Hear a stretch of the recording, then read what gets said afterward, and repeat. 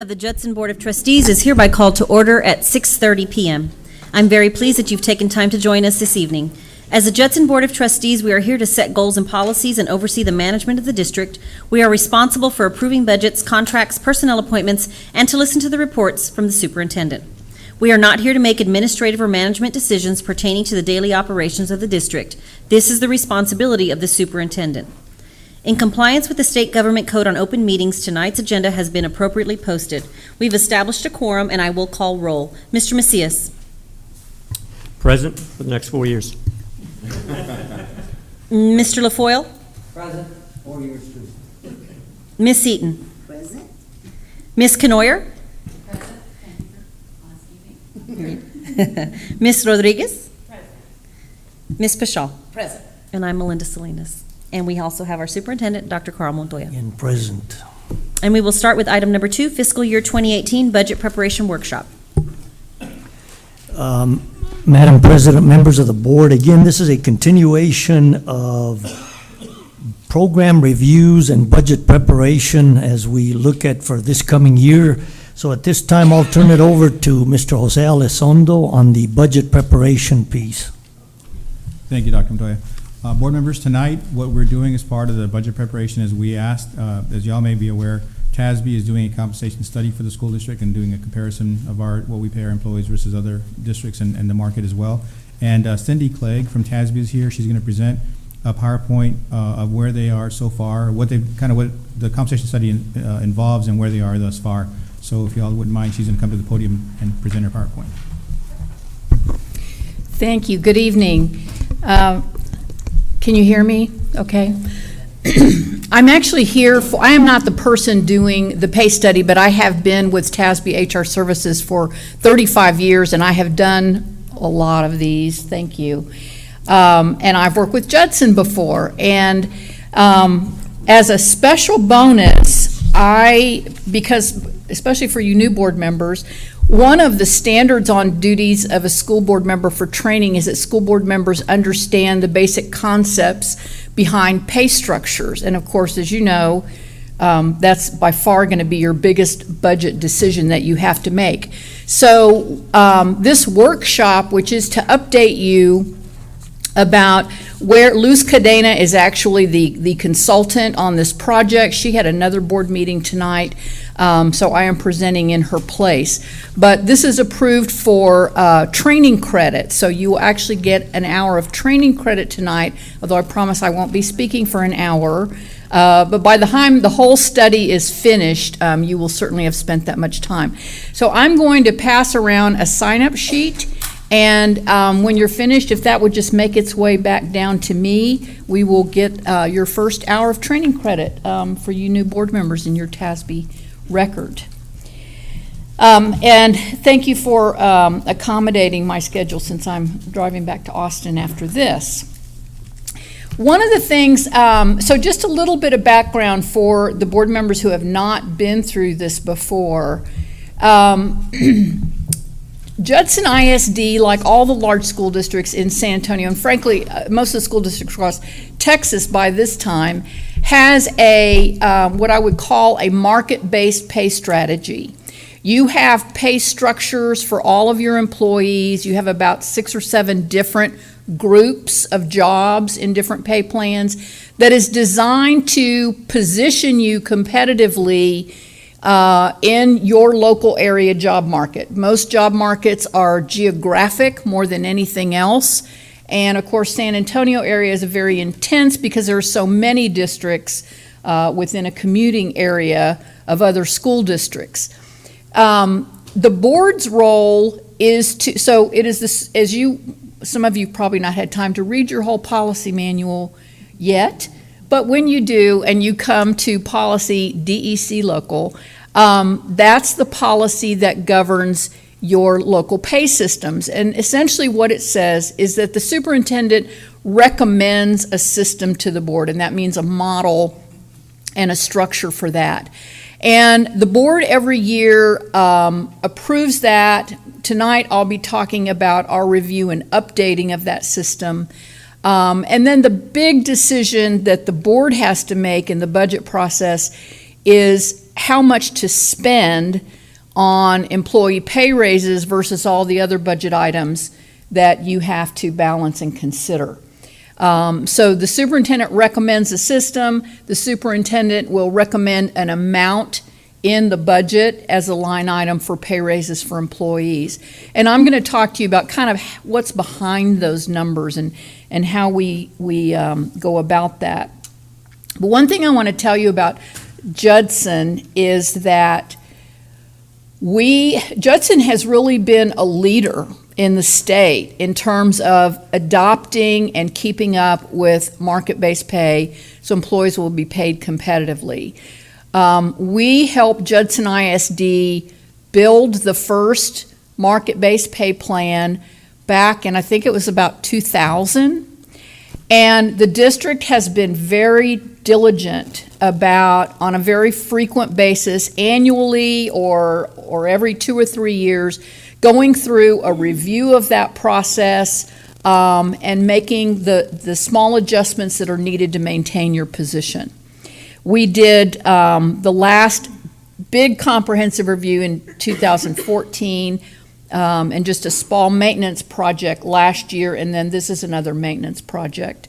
But that is the key that I always tell board members. The key to keeping your pay in a competitive position is continual review and monitoring and making small incremental adjustments so you don't let a big gap form that is very hard to close among other school districts.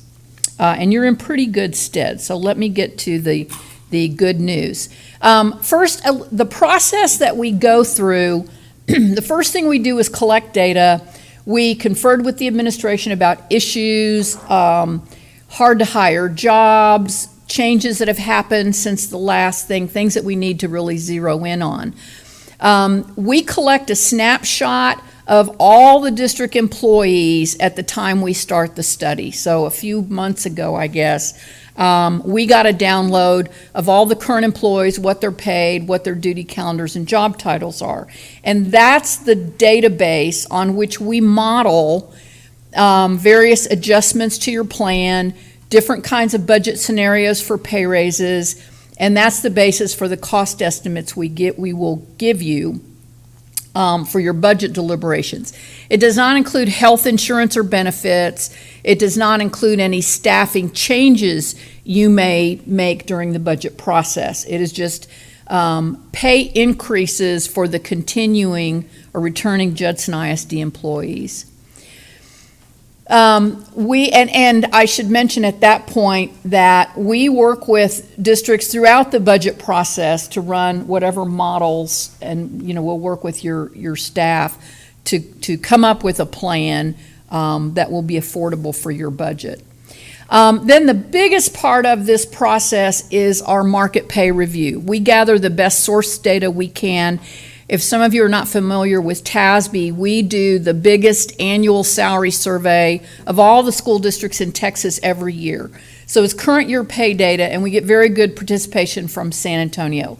So most of the market data is our market data we collect on school districts, what school districts pay, but we also use third-party surveys from the San Antonio business community to look at pay for jobs that are not educator-specific, technology, accounting, skilled trades, jobs like that.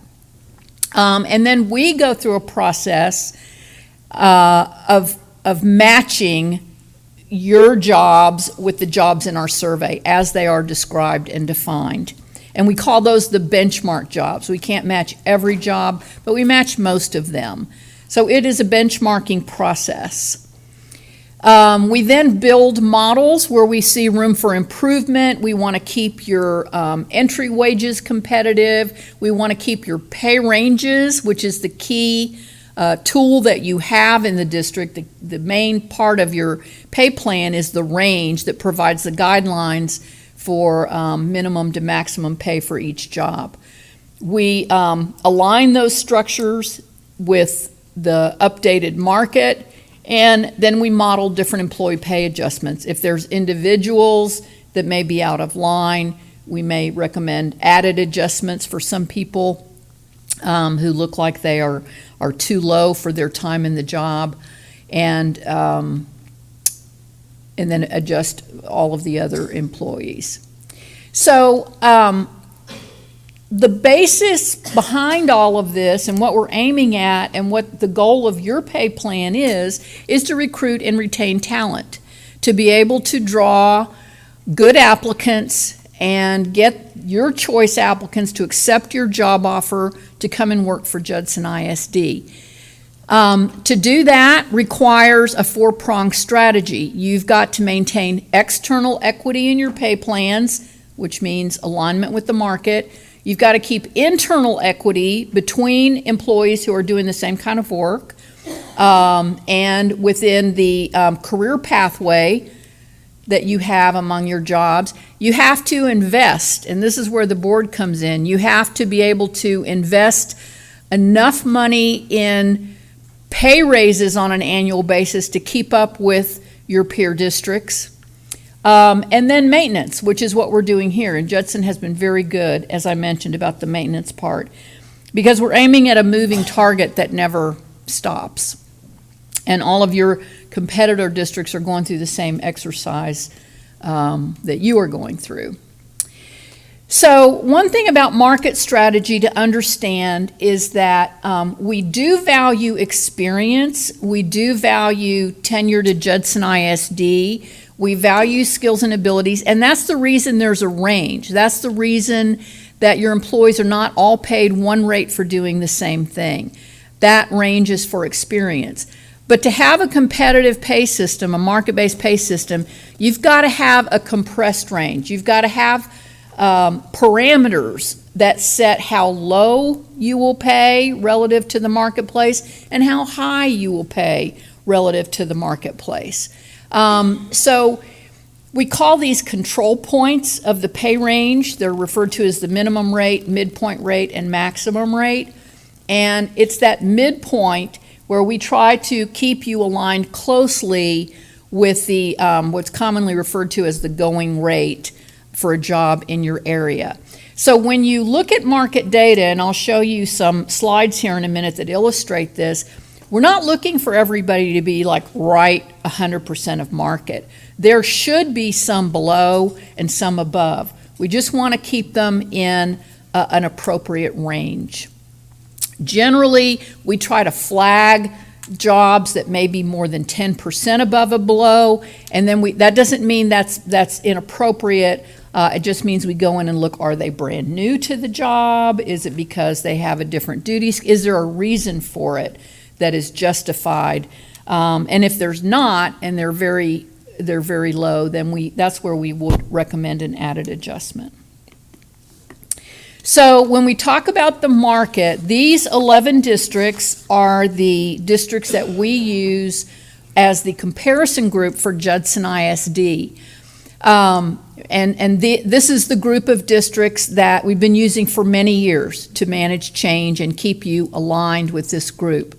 Now you'll see that there's a range of enrollment sizes, and you kind of fall in the middle of that. But as I said, job markets are mostly geographic. We use the median value. So we look at all the data points from all of these districts, and we target the median value as the market rate that we try to compete with.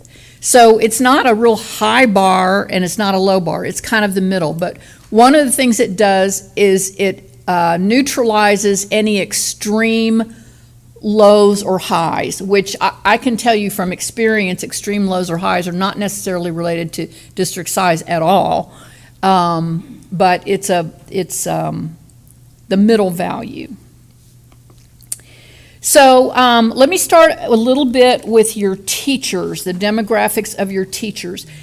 Teachers are on an experience-based salary schedule. So they're like the only group that's still paid predominantly just by years of service and education, which is also what your competitors do, and that's been traditional for a long time. So that salary schedule, it's very important how your teachers fall out in terms of experience. in terms of their competitive pay. So one of the things that we looked at, this pie chart shows you the distribution of experience of the teachers that were hired this year. So according to our database, there were about 215 teachers and nurses and librarians, those are all employees paid on the teacher salary schedule, that were newly hired this year. 40% of those were beginning teachers with no experience at all. And 29% of those had 5 years or less. Now, one thing I'll tell you about this pie chart, because I look at a lot of these, for a district your size, it was very impressive to me that you are able to draw in the number of highly experienced teachers that you were.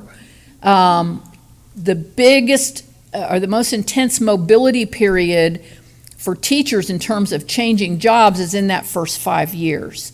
So we generally see these patterns in hiring in larger districts for teachers, and yours actually has a little more than normal on the experienced end. So that's good. But what it means is that we really have to pay close attention to those first 5 years on the schedule where you're trying to attract new people into the district. And then this pie chart, which is more balanced, this is the distribution of experience among all of those employees who are paid on the teacher salary schedule. So you can see there that it's roughly, a little over half that are 1 to 10 years. Okay, so the market comparison for teachers, this graph shows you from 0 years to 20 years how your salaries compare to the median in your local market. That light blue line on the bottom is Judson ISD salary schedule, and the dark blue line is the market. And so you can see that the district has been making efforts and great strides to improve your entry-level salary for teachers over a period of years. And in pretty much all over the state, San Antonio being no exception, because of an increasing and continuing problem with teacher supply, and that's because we have more and more retirees every year, and we have fewer and fewer people that are going into teaching as a career field. At the college level, it's gotten pretty intense for teacher hiring, and there's been a lot of pressure year after year. I thought it would slow down, but it doesn't seem to be slowing down, to improve teacher starting salaries, which is basic. So when you look at graphs over time, you'll see that the starting teacher salary has gone up much faster than the top end. So salaries have become more compressed among teachers.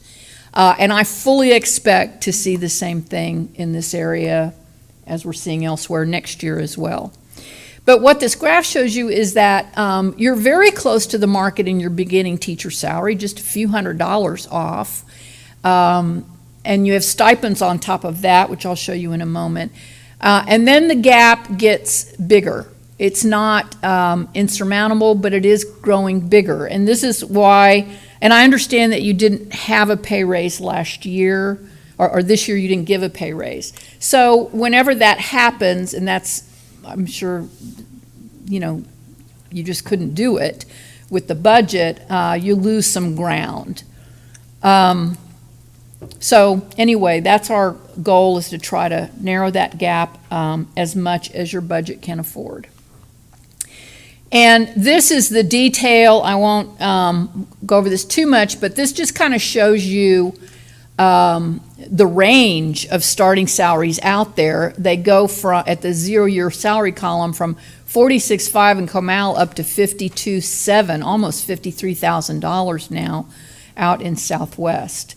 But most of them are hovering in the $50,000 to $51,000 range, which is one of the recommendations we're going to make to you. The median is that green dotted arrow between Harlandale and South San, and then you are ranking right below South San. So it's kind of a two extreme points and then a big cluster in the middle, and you're sort of very close in there. The bottom row, oh, and I also want to point out that the far column that says last percent increase, one of the things we collect in our surveys is we ask districts what they budgeted as a percent increase on average for returning teachers. And so your market budgeted on average 2%. And so that's where, and those range from 1.5 all the way up to a couple of 3% in there.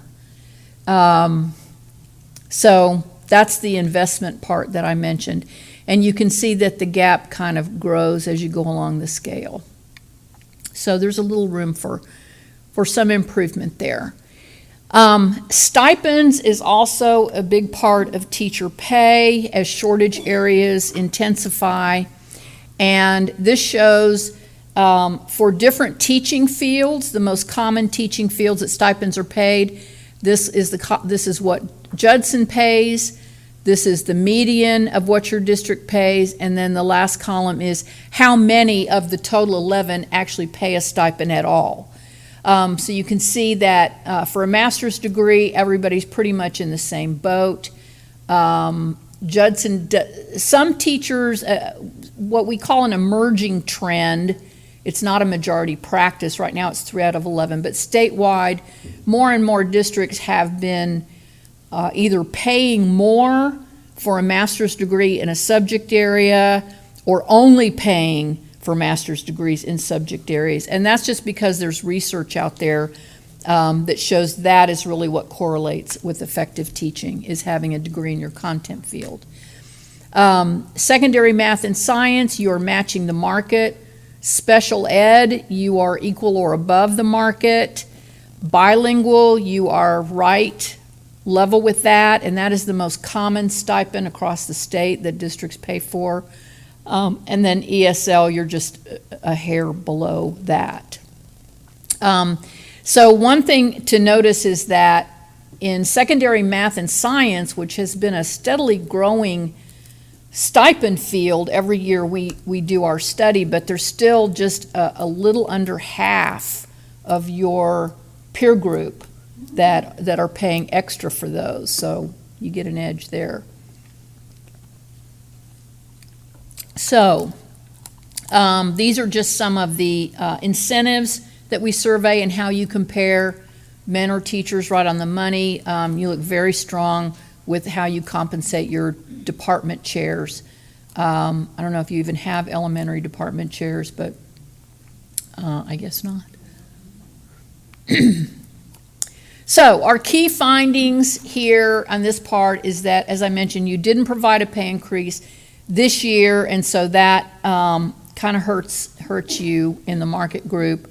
And what your peers provided was 2% for teachers and administrators and other professionals, and then about 2.6% for the non-exempt groups, your hourly employees.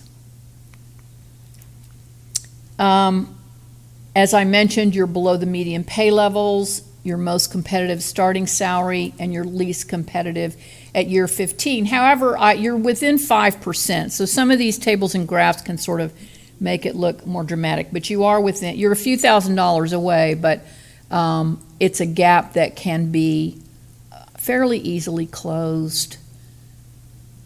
Just takes money. Did I mention, we don't provide the money though, did I tell you that? I should. If only we could.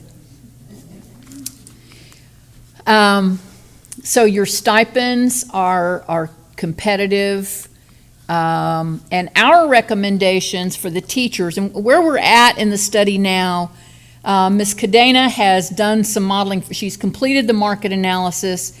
She has a model for teachers, which I'm about to show you. The other pay groups have not been finalized yet, but they will be by the end of this month. So that's where we're at. And this is the biggest line item here.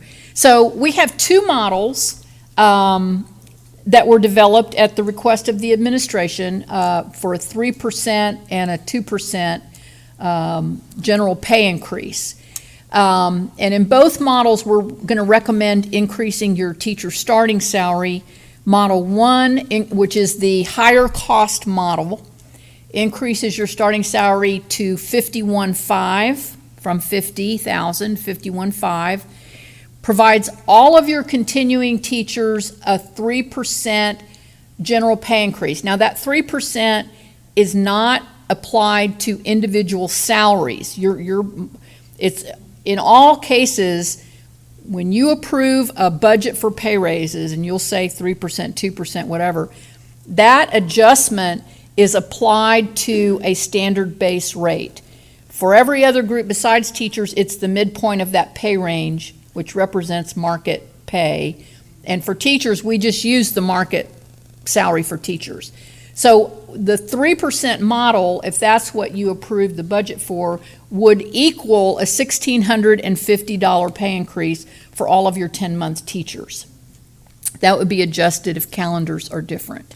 And then in addition to that, so everybody gets a general pay increase, and then we layer on added adjustments as needed to correct problems, reposition you, things like that. So the board will see itemized cost estimates of a general pay increase plus each kind of adjustment that's recommended.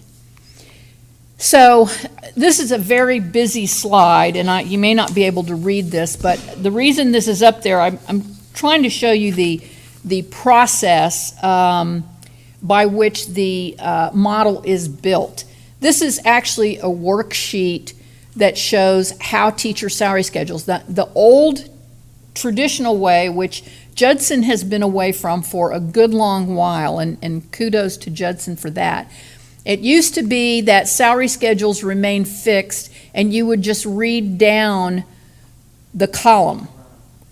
You know, you'd go from year 1, year 2, and that represented the pay raise. It doesn't work that way in a market-based pay, and markets don't change that way anyway. So you have to read this across. This is current years of experience. The next column is the new higher salary for teachers in your current salary schedule. And if you read across the rows, the next column is the general pay increase that I just mentioned, $1,650 in the 3% model. The column in the middle that's called additional adjustment are other things we add to that to either improve your market position or make sure we build in a progression of rates for years of service. So a 5-year teacher is not going to be paid less than a 4-year teacher, for example. So when push comes to shove in the end, these two columns that are circling, that are under the heading 2017, that's actually what the salary schedule would be next year. And that's all teachers would see, is the end result of the schedule. But if you look here, and let's take a first-year teacher. First-year teacher makes $50,150. They get a $1,650 pay raise. We've added another $150 as a schedule adjustment. And the result of that is that next year, when they have 2 years of service, their salary will be $51,950. These columns show you, this is the market value for teacher pay right now. And the column that says compare before is where you're at today. The column says compare after is where you would be with this particular model. And then the last column over here shows the experience differences between each year, just to make sure there is actually a progression. You can see there's more compression kind of coming in the lower years now. That's true of all salary schedules because of the upward starting teacher pressure that I mentioned earlier. So this model takes quite a few added adjustments to ensure that there is an experience gap and to bring you up to 100%. The important thing to remember is that we're looking at this year's data, and those districts are all going to be doing something very similar. So while you may be at 100% now, the market will probably change, and as I said, it's a constant moving target. But that's how the process works. So when you see the numbers that say adjustment, it's adjustments to the schedule here. So Model 2 is the less costly model, and here we've increased, instead of increasing starting salary to 51.5, we were only able to increase it to 51.50. The key is just to keep it moving upward in small increments as best you can. The 2% applied to the market average salary would be an $1,100 increase. So the difference is Model 1 has 51.5 and a $1,650 pay raise. Model 2 has roughly about 51,000 starting and an $1,100 pay raise for teachers.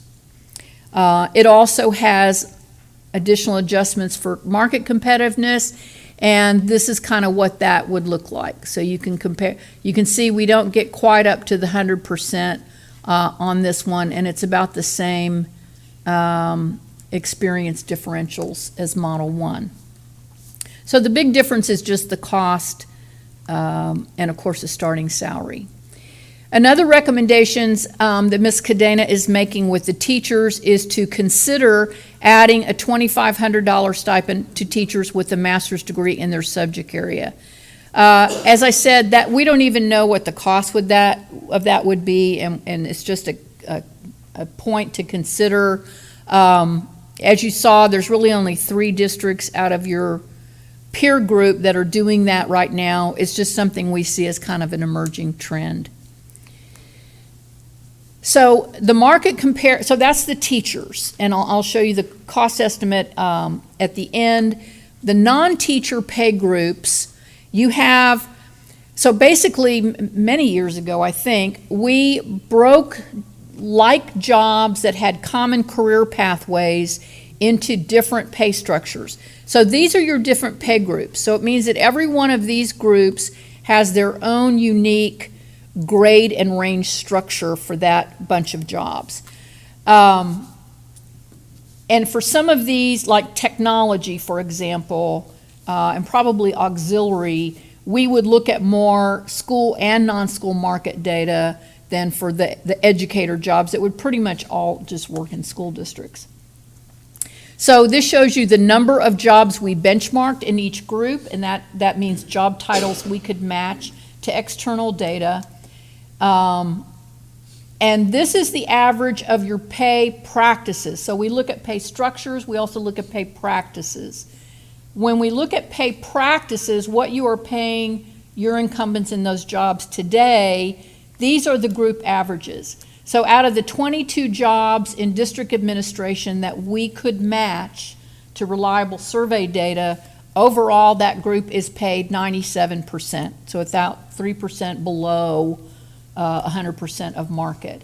Your midpoints remain strong and competitive at 100%, and that's because of the discipline maintenance that this district does and has been doing. The campus administration is the lowest at 5% below. Professional support is 97%, about the same. Technology is looking pretty strong at 98%. And then your non-exempts are the lowest groups, and of exempt your campus administration. So everything is with, for foregoing a year with no pay raises when all of your neighbors gave pay raises, this is actually still pretty close. The gap is not that big. You can get there. It might take you a couple years, to get back where you once were. But, the way I have every confidence that this district, will get where it wants to be, because it always has. So that's the big picture story on that group. They're all a little on the low side, but, now you know. So I've already talked about those things. I'm not going to go over that again. The instructional support group, that's your aides. One of the things about the non-exempt groups, auxiliary, paraprofessionals, clerical, especially instructional support, your classroom aides and other paraprofessionals in your auxiliaries, those groups also have the highest turnover of any group. And so that's sort of a common trend, that their pay on average is going to be lower because their experience in the district is generally lower than other groups. So the next steps that Ms. Cadena will be following up on will be to adjust the other pay structures, which are not bad. They're kind of just, they need a little updating because the market will move, but adjust them to improve your alignment with competitive jobs for next year, because this is a plan for next year. We are going to be modeling pay increases based on those adjusted structures for every other group, and following the Model 1 is 3%, Model 2 is 2%, and then we stand ready for any other models you may want us to run as you get farther along into the budget process.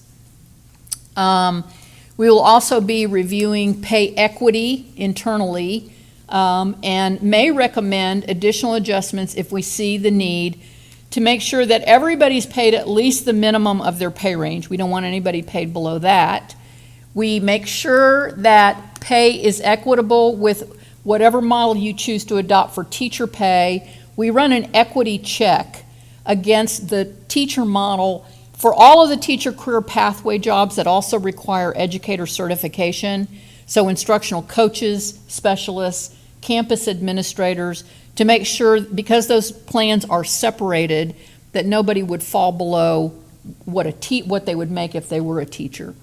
And then we also look at peer-to-peer equity based on job experience within job categories. So if there are additional adjustments, it will be related to improving one of those things. Now the cost, this is, I don't know if this would mean anything for you at this point. I'm sure it does to Mr. Elizondo, though. So this is just teachers. So you have 1,600, the Model 1, the higher cost model with the 51,000, you have 1,637 teachers.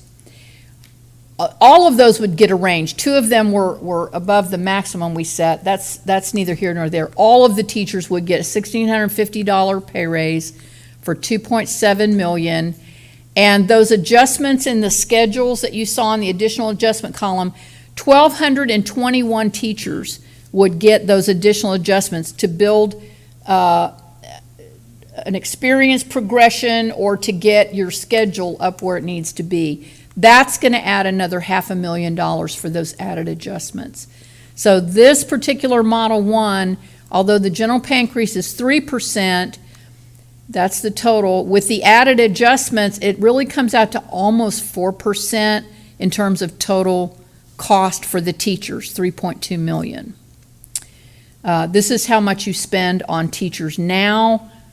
This is what we would be adding to that amount if this model were adopted. And then for Model 2, it's the same basic thing. The 2%, $1,100, would come out to 1.8. Again, there's a lot of adjustments, about the same thing. So in addition to the 2% general pay increase, again, it's almost over 0.5% in adjustments. So instead of 2%, it comes out closer to 3%, $2.3 million.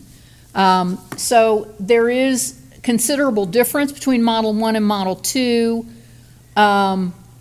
Given how far behind you are, well, either of these models is going to help you gain some ground. What we are hearing from our districts, we did a quick poll last month, polling districts about what they were thinking about giving for pay raises, what they were looking at, and the average was about 2%. So if you could afford to do 3, it'd be great. You'd make up some ground, but that's certainly not my call. So I'm going to pause there and see if you have any questions. And I guess, ma'am, you also, as this evolves over the next few weeks, will add some of the other areas beyond the teaching, librarians, counseling, so we'll have an understanding from that perspective, right? Yes, and you'll have the full cost estimates and whatever recommended for those other groups that I didn't mention. But you can see where you're at in the market and what at least 2 scenarios would be for the teachers.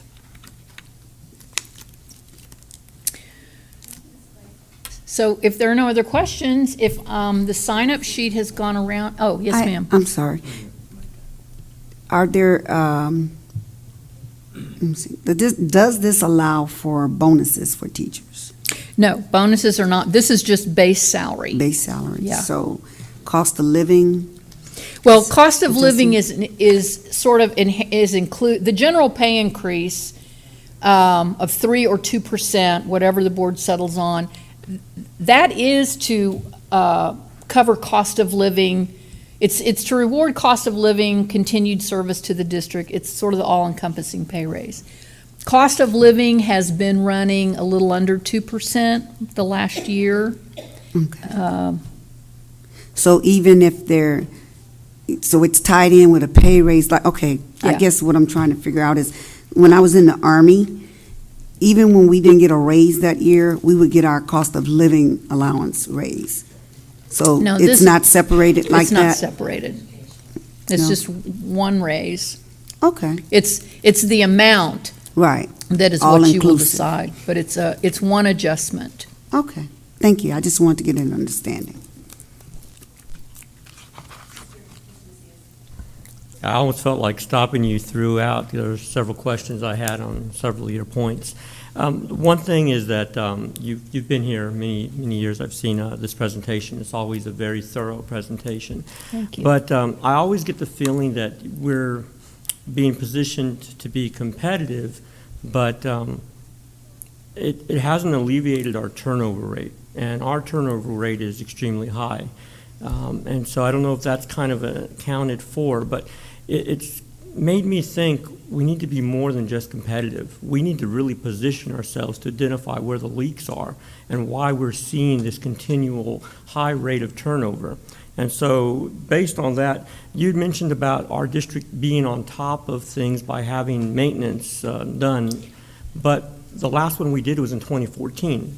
Is that correct? The thorough There was a maintenance? maintenance project last year as well. But that was only a project, not the entire compensation plan. But then it wasn't implemented because you didn't have the money. Of course, but I'm probably, when we get to our budget cycle, going to recommend that we have an annual compensation plan so that we're not trying to make up as much ground as you indicated earlier. When we don't follow your recommendations or if we get off, it's because we're not reviewing them as timely as we should. Would that be a correct assumption? I think what I meant to say was, the district's been very diligent about reviewing things. We do it, you just haven't always followed the recommendations because you can't afford it. I mean, it's just difficult budgets. And that does lead to the next point. I noticed that there are 11 districts that you're doing this comparison within Bexar County. We're not going to pay as much as Northside and Northeast. There's no way that we can do that. And of course, we're not going to pay as low as some of the lower districts. So is there a report that could be generated that would take those two out, the high lows, and give us a better snapshot of where we really could be without having to tax us or put more money into it? I say that because if you eliminate the top two and the bottom two, you'll get a much more accurate figure, in my opinion, on what we might be able to do and still be competitive. Is that analysis available for the board? Are we able to take Certainly. those two things out? Yes, the board, you can, and I hear this a lot in saying, because Northeast, Yeah, we're they've just not going blown to match them dollar for dollar. everybody out of the water. I don't know how they do it, but they do it. But the key about job markets is to be honest with yourself about where you really lose where employees really go work. Now, if your employees really wouldn't go work for Northside and Northeast, then that's fine. We could take them out and you'd look better.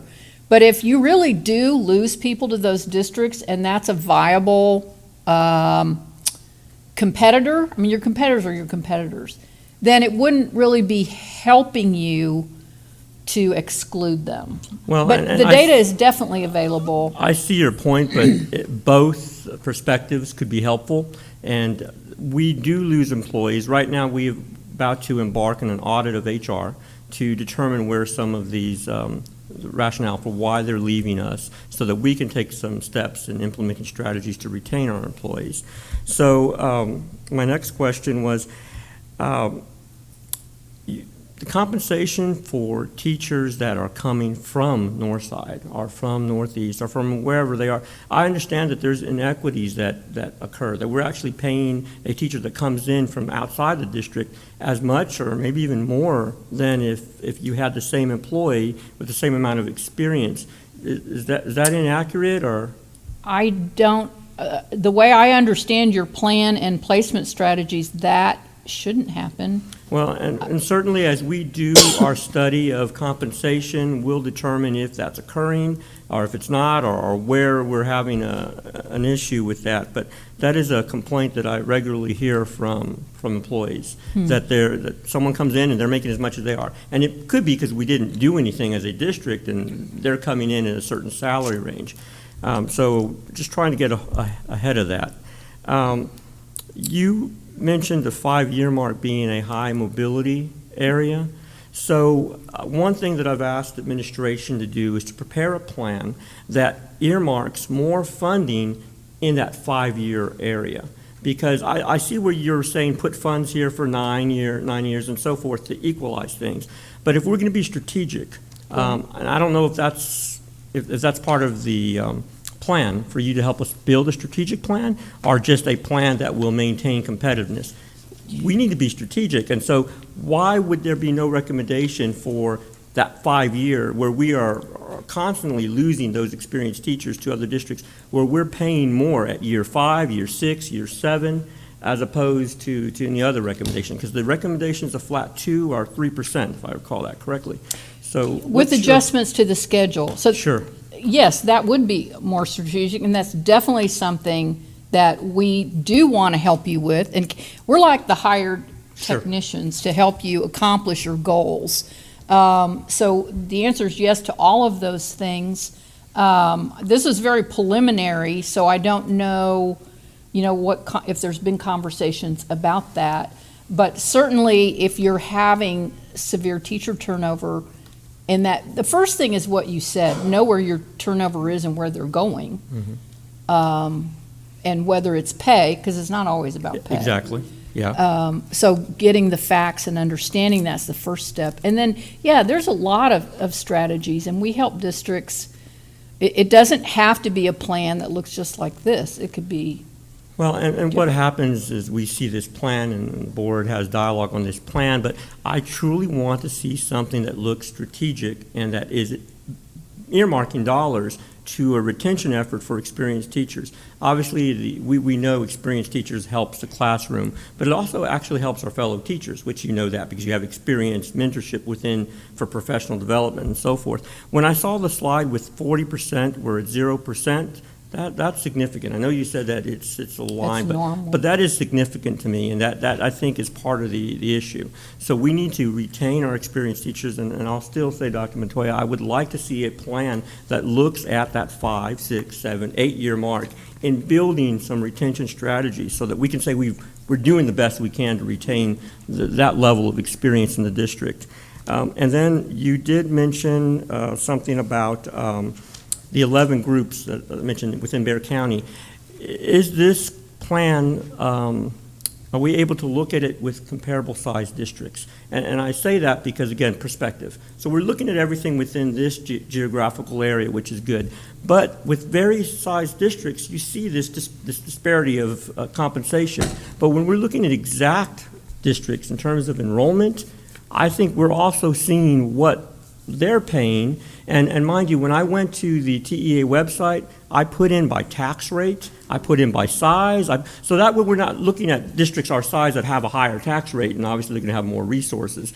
We're talking equal tax rate or close to it. Can we get a study that looks at that as well? Absolutely. We have all of this data, and you can sort it and slice and dice it any way, and we'd be happy to do that for you. I just have to make the point that job markets are mostly geographic. So, employees don't care what the tax rate is when they. I understand, but it look gets for down jobs. to, we have the equal pool of resources, and Right. so the tax rate definitely plays a role in that. I would just like to know, just because we're looking at as close to apples and apples, because Yeah. we're not going to pay what Edgewood ISD is paying or South San. We're just not. That's just not going to happen. So we have to look at everything from multiple venues or angles, I should say. And so we're not seeing that. And again, I'm prepared to really talk about that and have a dialogue with my colleagues so that we are looking at all of that in a timely manner so that we can make a decision on how we're going to move forward with pay and compensation. So based on my single request, I'm only one of 6 or 7 board members, so essentially we will have to come together on this idea. But how long does it take to get these adjusted reports? Oh, that's very easy for us. If you, Okay. if you tell us what different comparison groups you want, if you want statewide same size, all of Region 20, just, just certain tax rates, we can do that very easily and send it to your Well, administrators. I'll confer with Dr. Montoya and all of that as well, but Yeah. that's good to know. And I think the step increases is something that was discussed last time as well. There were teachers that were in the impression they were going to get step increases in our district, and we actually do incorporate them in our compensation if we give raises, I understand. But the adjustments you put out there, were they inclusive of step increases or had nothing to do with that? Well, the steps are not what drives the pay rate. I mean, as you saw, most of those increments between steps are like $150 to $200. Their pay raises are going to be at least $1,650 to $1,750. So their pay raises are much larger than those increments between years. So are they incorporated? Yes, I'd say they are. It's just how you do the math. Okay. And I think we knocked out all my questions. Thank you so much. Okay, thank you. I'd just like to piggyback on one thing that Mr. Macias said. And when you look at the information that you gave us about the teachers who are coming into us, that does not necessarily mean that those are the teachers that we are losing.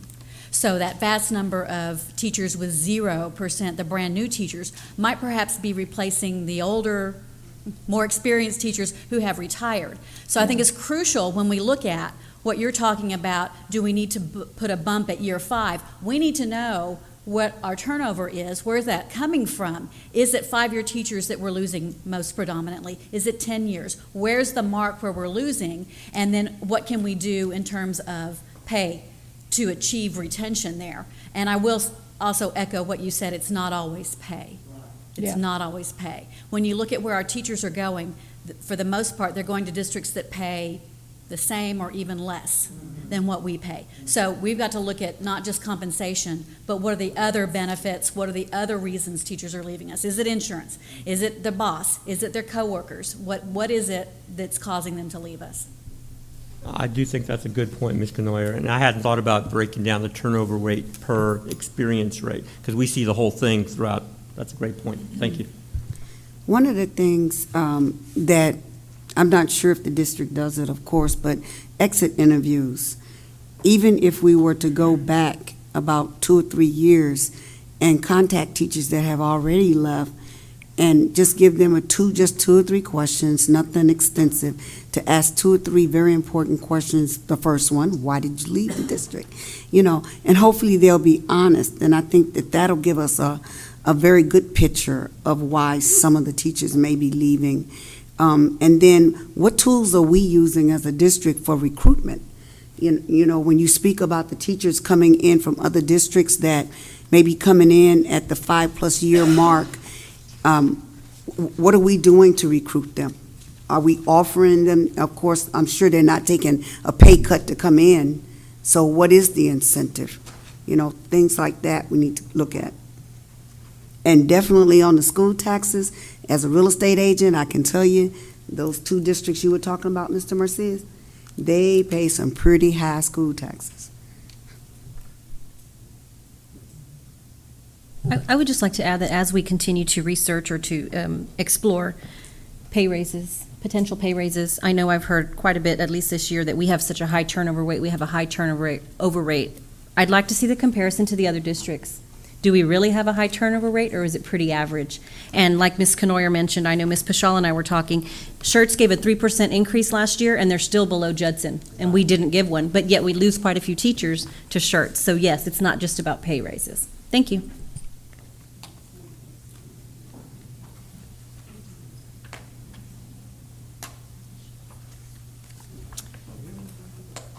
Thank you all. Okay, and then again, obviously, this process is going to continue, members of the board, in some upcoming budget meetings. And as the TASB representative said, we'll have more data, more specific, not just in the teaching, but in all of the other support areas, which are also just as important.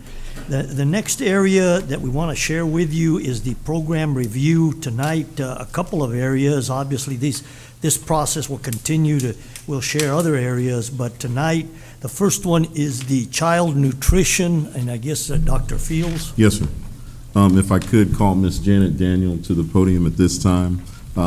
She would like to come forward and do the program review over this past year, some of the concerns we had at the beginning of the year and what we did to address those.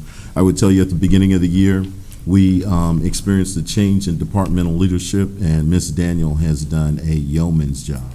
She started off as stepping up as the assistant director, and then competed and won the position as a director of child nutrition. She just wanted to cover some areas that deal with marketability to the community, and as well as likability of the menu. So, Ms. Janet Daniel.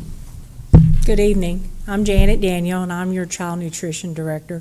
And I welcome the opportunity to present to you the program review for the child nutrition department. Our goal for the child nutrition department is to serve nutritious, low-cost meals for the Judson students that comply with federal guidelines. We are establishing good eating habits for the children during the school day.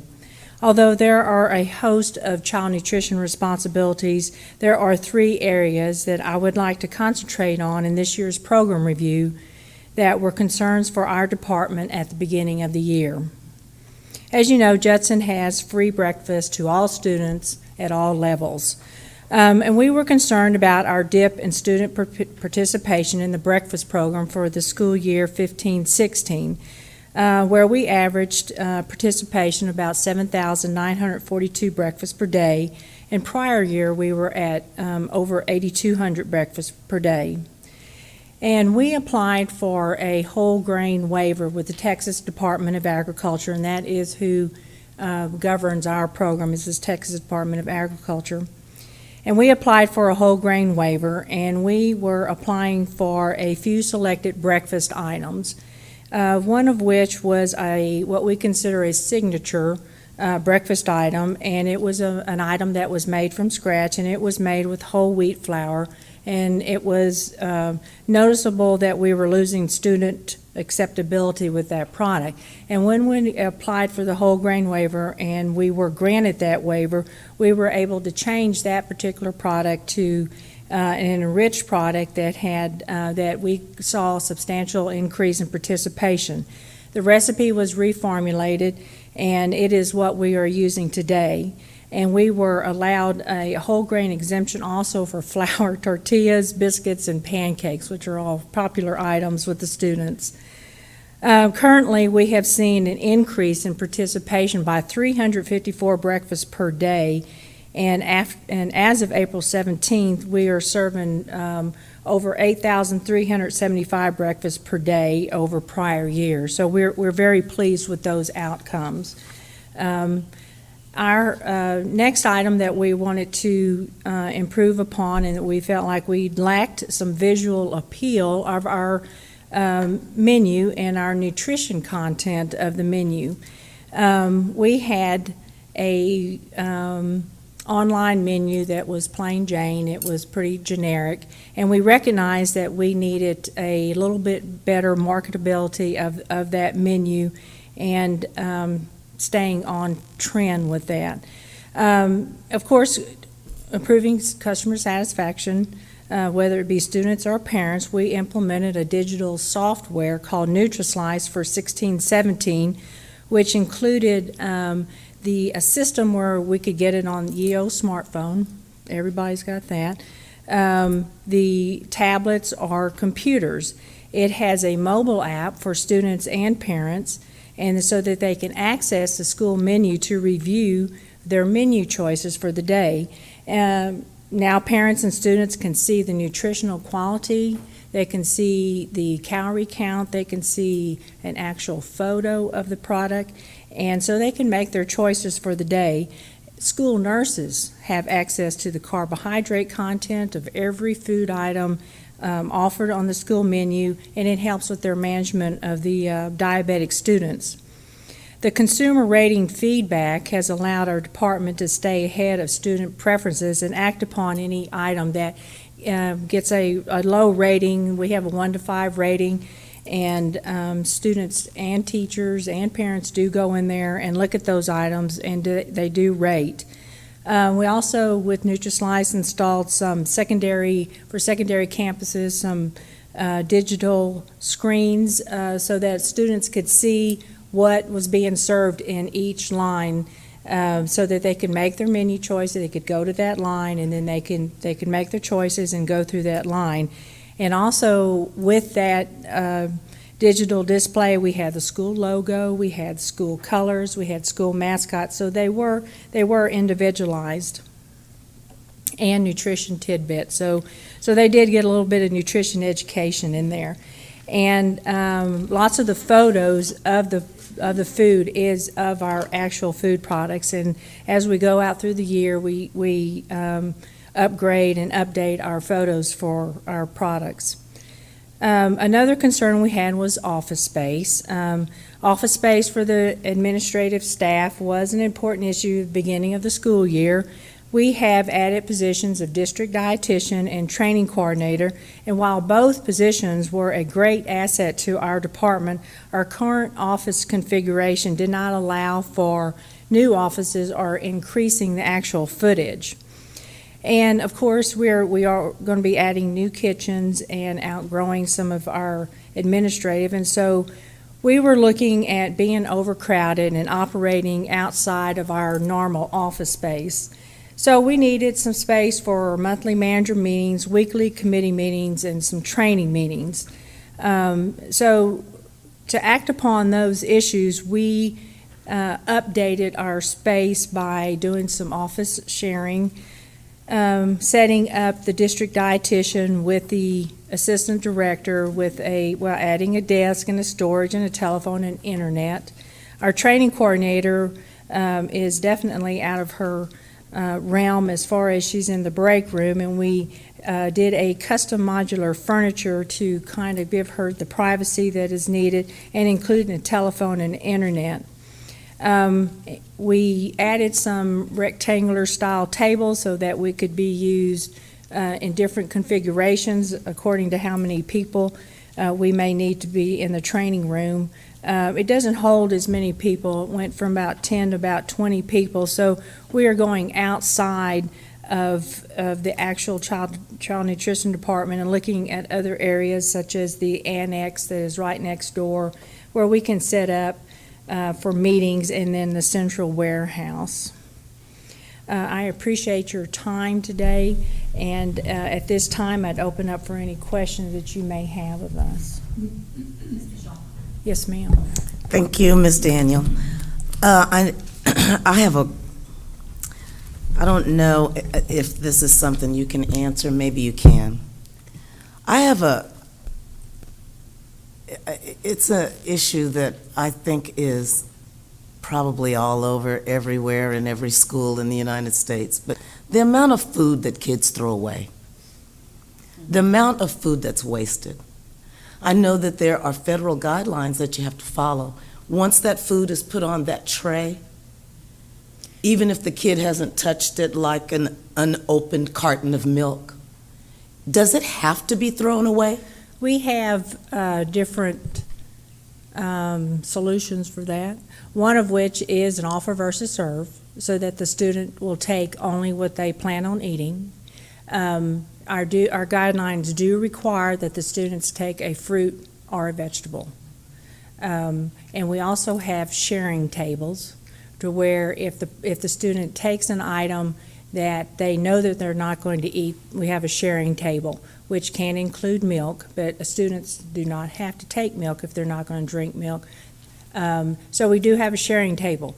Those types of items like the milk is If it sits out too long, we usually have an ice bath, but if the product is sitting out too long where it's deemed not necessarily safe for a student, it will be thrown away.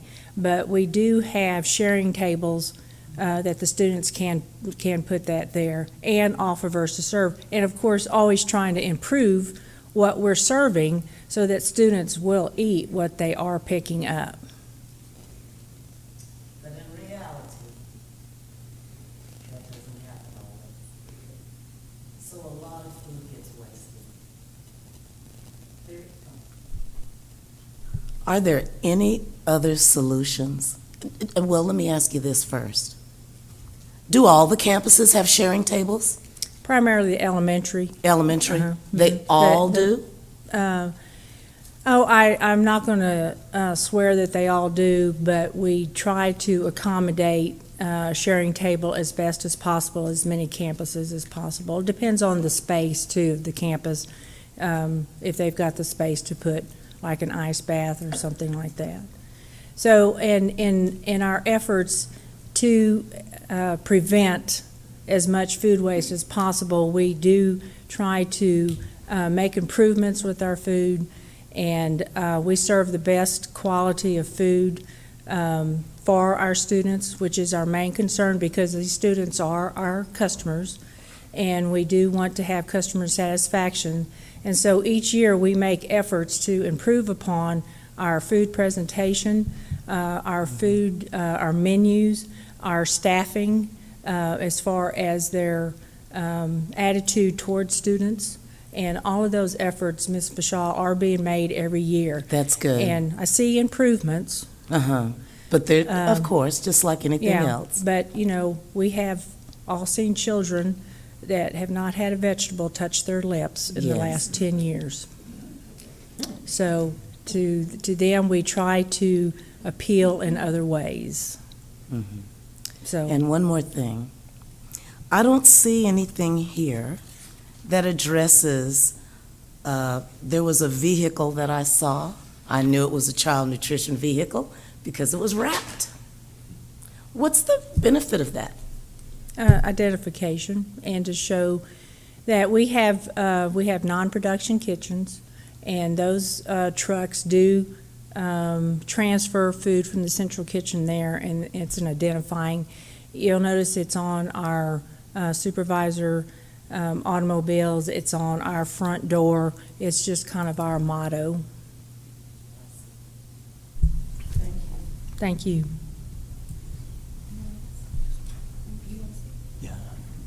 One of the things that's literally in Austin, the legislature right now, is that we have a free and reduced program here. So a lot Yes, of our sir. kids will have access to meals. Yes, sir. But it appears in other districts that if a child does not have either free or reduced or money to pay for the meal, they're not allowed to eat.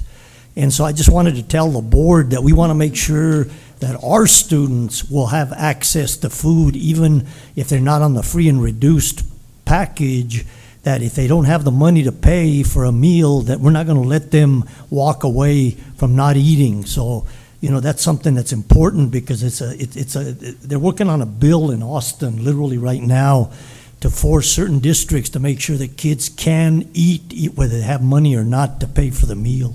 But that will not be an issue for us. Correct, Dr. Montoya. Could I add something real quick, please? What they're doing over in child nutrition is really strategic. One of the biggest profit margins in terms of what it costs to make the meal and versus what we charge the students, and we're not in this to make money, but it's breakfast.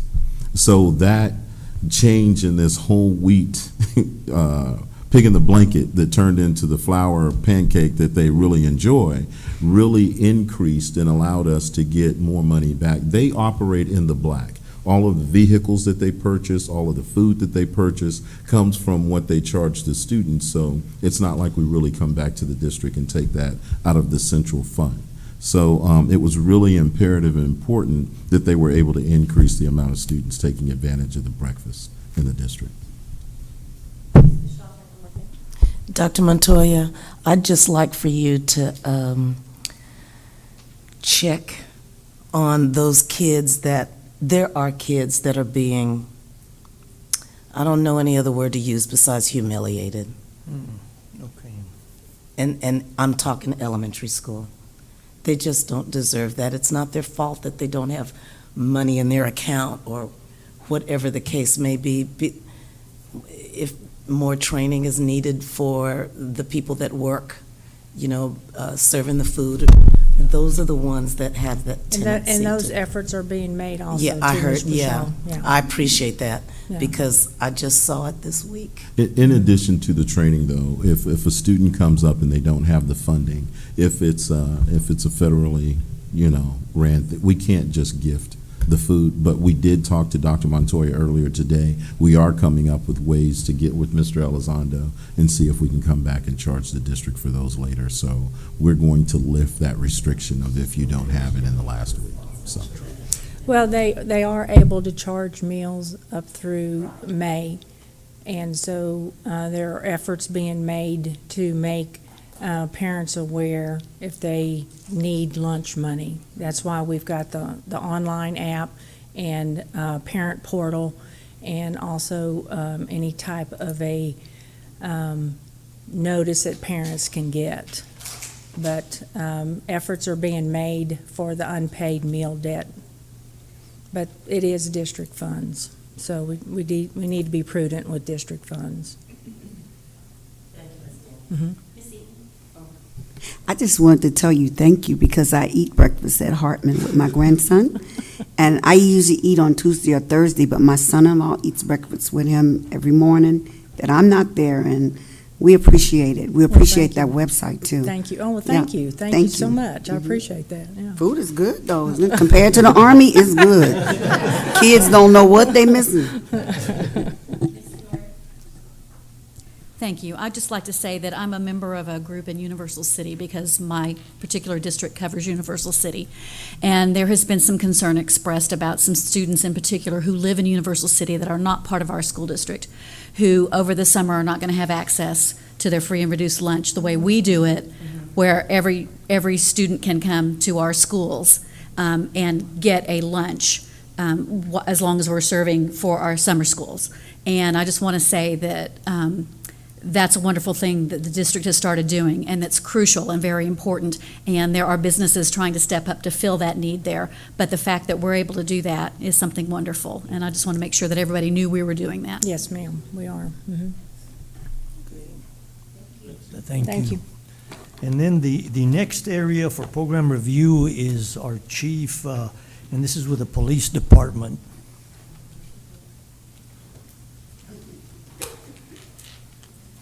Good evening. Well, it's that time of year again, and so we're here to present our program review for Judson ISD Police Department. We are now staffed at 28 officers. We went from 2003 being about 13, now we're up to 28 officers, providing a safe and secure environment for Judson ISD in our community. We're at about 23,000 plus for students, 3,000 plus for staff members, and 56 square miles of Judson ISD. We are providing 24/7 patrol, Monday through Sunday, Monday, Friday, Saturday, you name it. We're there. Visibility, our community elementary patrol program, which for the new board members, we've divided our district into 4 sections, A, B, C, and D. So that officer that is assigned to the district has the opportunity to work with about 4 to 5 elementaries within their sector to assist administration, for anything from traffic control to civil matters, disputes, PTO, you name it, anything that we can assist with. Those elementary patrol officers are there to assist administration. On our secondary campuses, we have 1 officer at each middle school, and then at our high schools, veterans, 1 officer. Judson High School, 3 officers, and 2 at Wagner High School. If you notice in your package, you received our calls for service. It is a crime blotter that'll tell you that our calls for service were 2,875 calls for service. Reports issued were 3,195. And out of those 3,195 cases that were issued, 1,167 were misdemeanors, anywhere from Class Cs to Class As, and our felonies, 54. Out of those cases, we have received some restitution. Right now, we're at about $714. I can't account yet for the rest of the restitution that we receive because some of it goes to accounting. Therefore, sometimes we're informed and then we're not informed. So I'm going to try to get a total dollar figure for the year. Again, this report ended May 5th, so that is stated on your blotter report if you have any questions about that. Our population increased. We know we're growing. We said maybe anywhere from 3 to 7% growth in the next anywhere from 3 to 5 years, 7 years. Housing development between Ben Zingelman and Evans Road is going to cause for more calls for service for us, especially with the new elementary coming in on the Ben Zingelman side, and hopefully one coming up on the Evans Road side by Veterans High School. Our response time for calls for service is anywhere from 2 to 3 minutes, maybe less, depending where the elementary patrol officer is. But the elementary patrol officer's primary responsibility are the elementary schools due to the fact that secondary has a campus officer on the premises. We are looking at calls for service this year at JLA, the Judson Learning Academy. Our second officer that we hopefully get next year, if granted, he or she will provide services to JLA. We had several calls this year, anywhere pertaining from canine to drugs, and of course a mall shooting that occurred. And so we had suspicious activity of also a gun in one of our students' vehicles, of course, that took away from our Veterans High School and one officer from Judson High School. So we make sure that we provide that safe and secure environment, make sure that everybody is safe. Our program review last year stated that we needed to add a second officer. Of course, I just stated that we will be in need of a second officer for Veterans High School. Some of the good things that we do, we're a well-rounded, diverse police department. We're very fortunate that we coincide with 9 law enforcement entities.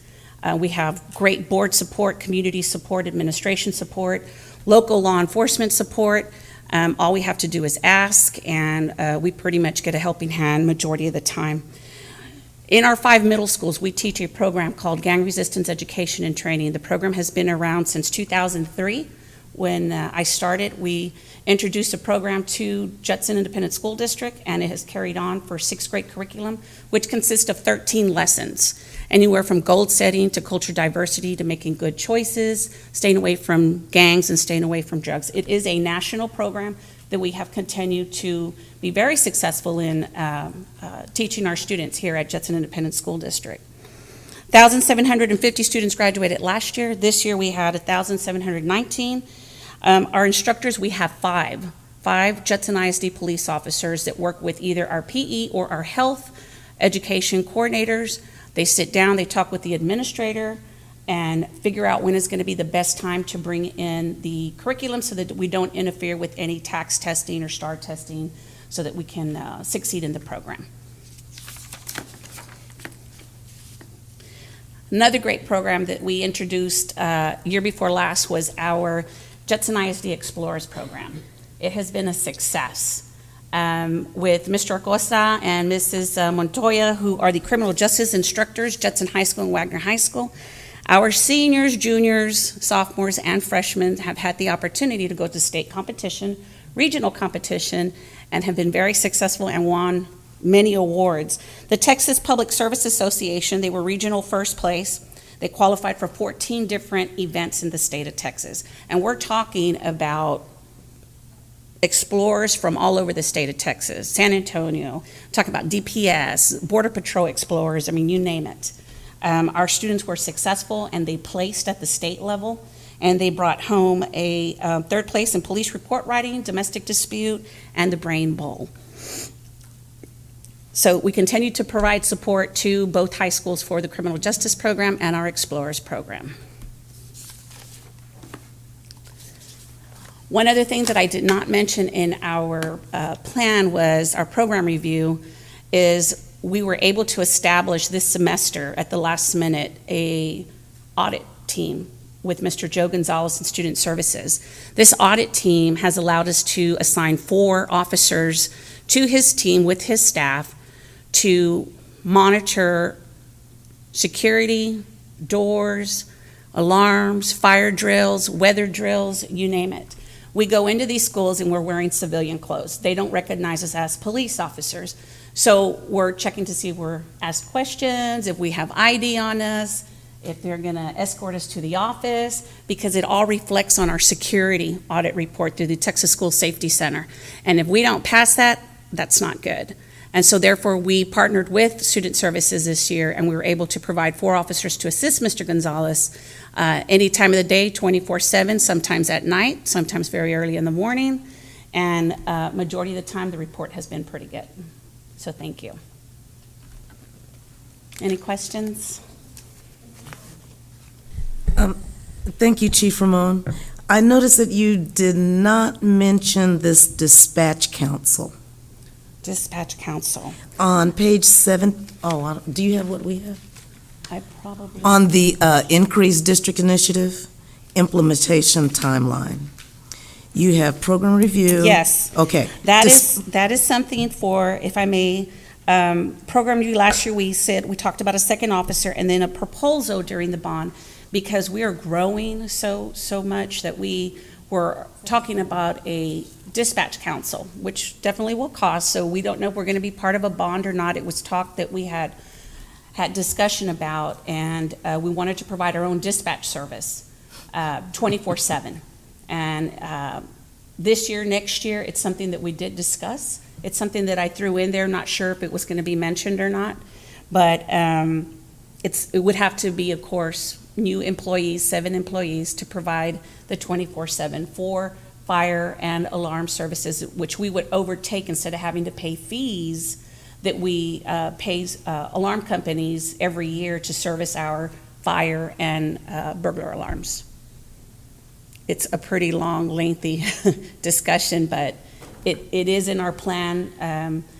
There's a few other things that are in our plan, but I believe we're going to discuss that in the budget review. So you can't, so you're talking about, you said fire and Fire alarms and burglar alarms. burglar alarms? Yes, ma'am.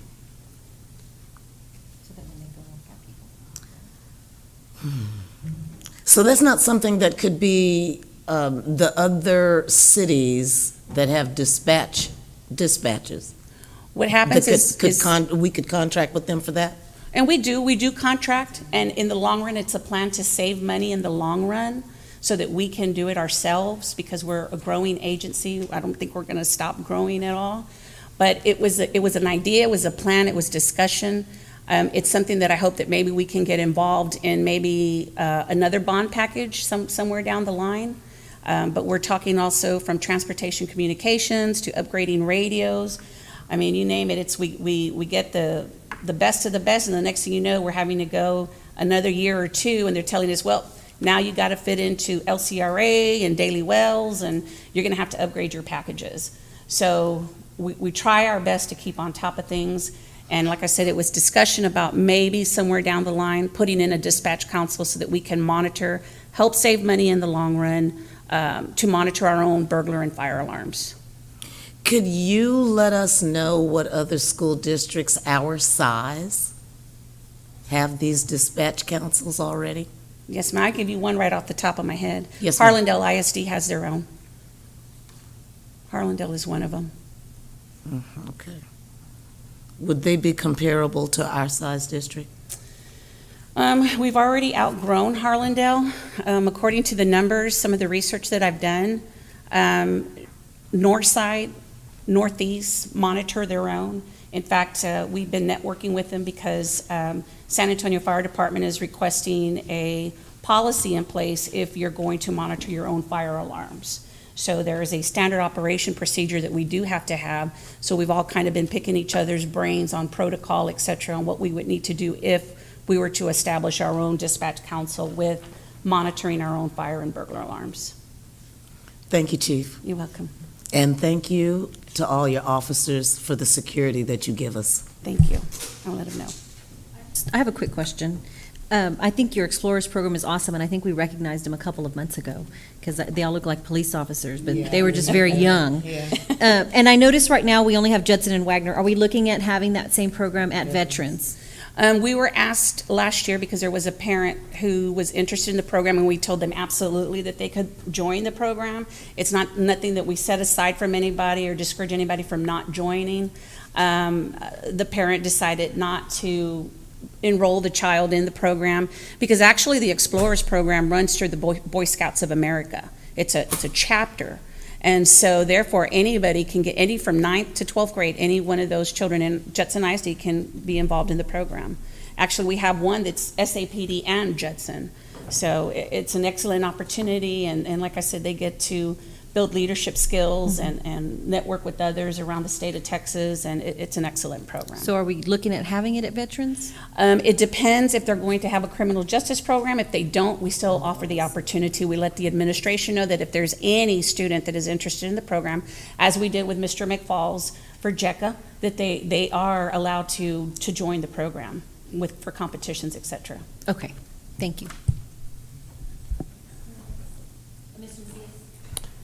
Great presentation. A couple of questions. I liked what you were talking about, the ID safety audit program, and it's good that you mentioned it because some of the parents that I've been talking to have stated that they're not being stopped without an ID, and I don't know how true that is, but I mean, I will tend to believe that some of it may be true. So emphasis in doing that is good for the board to know and for the community to know that we are taking steps to ensure that anyone in the hallways is stopped. And that so how, you said this just started, or how long has this program been in effect? Actually, it's been in effect for maybe about 2 months. Okay. As far as Judson ISD Sure. being involved, the police department. And Mr. Gonzalez sat with me and we brainstormed and said, how can we provide a better security and safety system in Judson ISD? Because we know we had people walking in not being ID'd, we got it, and we want to improve that. And so we said, well, what about adding some officers? It's going to take away a couple of hours away from the patrol division. I said, and I'm okay with that as long as we're going to provide safe and secure environments for our schools. So he agreed, and so we have Lieutenant O'Callahan, Officer Resendez, Corporal Garcia, and I believe Corporal Fletcher is another one. I may be wrong, but we have a total of 4. And so it helps. It helps. And some people recognize this and some people don't. But the people that don't, sometimes we're not stopped and asked to go straight to the office to check in to get an ID tag. Sure. Yeah. I think But that's those strong. are things we're improving on. Now, one thing, does this effort ever educate our employees? Or, I mean, I guess I'm thinking that some of our employees may not have the ambition or initiative or incentive to stop people. I mean, they're rushed. So are we doing any sort of training to let our staff and everyone know you got to We stop people? always ask in the beginning of the school year when we do our administrative summit that administration go back and educate their staff. The campus officer also has an opportunity during the beginning of the school year to remind staff to practice safety, anything from their crisis manual plans that they should have in the front office, that they should have an opportunity to read. You know, we tell them continuously, if not, either if Dr. Montoya is sending an email out to everybody, a distribution email. Recently, there was one sent by Dr. Montoya about campus safety, Sure. about checking IDs, et cetera, and making sure that visitors get a visitor's tag, et cetera. And we're continuously sending out those emails on a distribution list. Okay, well, thank you. I just had a question about how we're following even that great step. The next question I have is, with Veterans Memorial, you also mentioned about you're going to request, and obviously we'll talk a little more about this in budget, but since you had mentioned it, about another officer over at Veterans Memorial, but is that comparable with the student police ratios that we see at Judson or Wagner? Is it aligned with that? I don't know, I can't, you know, today we can't say just numbers because it's not just about numbers. That campus is a very big campus. And so to provide that environment, not one officer with the enrollment that's going to come in, and that's not to include who's going to be moving in the summer to the Sure. new subdivisions. Yeah. Our enrollment's going to increase, and we just want to be prepared and not have to apologize later because we only had one officer there and not two. Our D district officer, who takes care of Ed France, Coronado, Olympia, Kitty Hawk Middle School, and then veterans, who's on the outside perimeter. His responsibility is not to be inside veterans, but the response time from between this end of the district to the top end of the district to veterans on Evans Road, it's time. It takes him or her about 5 minutes, depending on traffic, 8 minutes. So if that officer's in trouble, that officer's not going to have any response, any emergency response for at least 5 to 8 minutes. Well, that's good, because that segues to my next point, or question that I have for you. I noticed in doing some reviews of previous program reviews back as far back as 2011, we were indicating incidents a certain way. And then after that, 2012, 13, it changed. And so we have a lower volume of incidents being reported. Do you have a little bit of institutional knowledge as to what happened? I can explain that. On your report that you received, something like this, we narrowed down on our it's called the ARM system, the Automated Report Management System. That allows us to put all our data in the system. So what we did is we narrowed some of the numbers down because some of them weren't making sense. So if it was an information report or assisted administration, we kind of combined some things together so that they would total out and it wasn't separate numbers. So if you notice the numbers from last year to this year, they're way down because some of the calls for service where officers were logging in, that they were present for the day, and we found out that those numbers were taking place on the final number for the month audit that we do on our crime blotter. So really wasn't 10,000 service calls because a lot of those numbers were attendance. They were logging in and logging off, and those numbers were being generated at the bottom of our report. And we finally realized it. We were like, oh no, we need to remove that. So we removed it. So we did the important calls, which were the calls for service, and then the case logs, the numbers that we issue out for a final report. Those numbers are all logged in here, and that's what you'll find, and they should all add up. Okay, so that might explain the difference. Now, those numbers are also reported to TEA, right? There is a report in the TEA. TEA gets a UCR, Uniform Crime Reporting form that is sent national, FBI. If TEA asks for these numbers, we send it to them, but they don't officially ask for numbers because they usually go by a Uniform Crime Reporting data for major events like possession of marijuana, disorderly conduct fights, burglaries, things like that. Okay. My last question for you today would be, I ran into a situation where I had a parent call me, and they were frantic, and they asked if the facility was on lockdown. And so lockdown, obviously, it's principal, it's the police, we're locked down. And I called the district office, and they said, no, sir, there's no report of a lockdown. Well, I learned of a new language, never heard of the term, shelter in place, which is very similar. Do you do anything with that in terms No, of? sir. We All have right. two. We have a perimeter lockdown or a lockdown. Okay, That's so it, this two. shelter in place thing is new to me, and I kind of want to get an idea of how many times we've called for shelters in place, because that's a hard freeze. It's almost like a lockdown. So I That's the need to first one to understand me. what that is, and I'm certain that your officers were involved, because I remember that incident and what happened once I called the district office and asked what's going on. And so somewhere it needs to be captured, and somewhere we need to be reporting that, because that gives the board a glimpse of what type of activities are happening on that campus, and further validates the need for more police or more safety. We're not getting that. I can't say I've seen a report ever that said we've called shelter in place 20 times this year. So, Dr. Montoya, I'll have to ask for some idea of what our high schools are looking, our elementary schools, if we've had to use shelter-in-place terminology. And Mr. Macias, with all due respect, sir, we do not use that term. Mr. Joe Gonzalez will tell you the same. We teach our principals and our admin to either call a lockdown or a perimeter lockdown. Now, sometimes they panic and they may call shelter, lockdown, something, and it's like, why are you calling that? And why are you on lockdown? We didn't ask for you to go into lockdown. We just said, hey, just be, be visible. But sometimes our admin panics, and that's okay, we understand.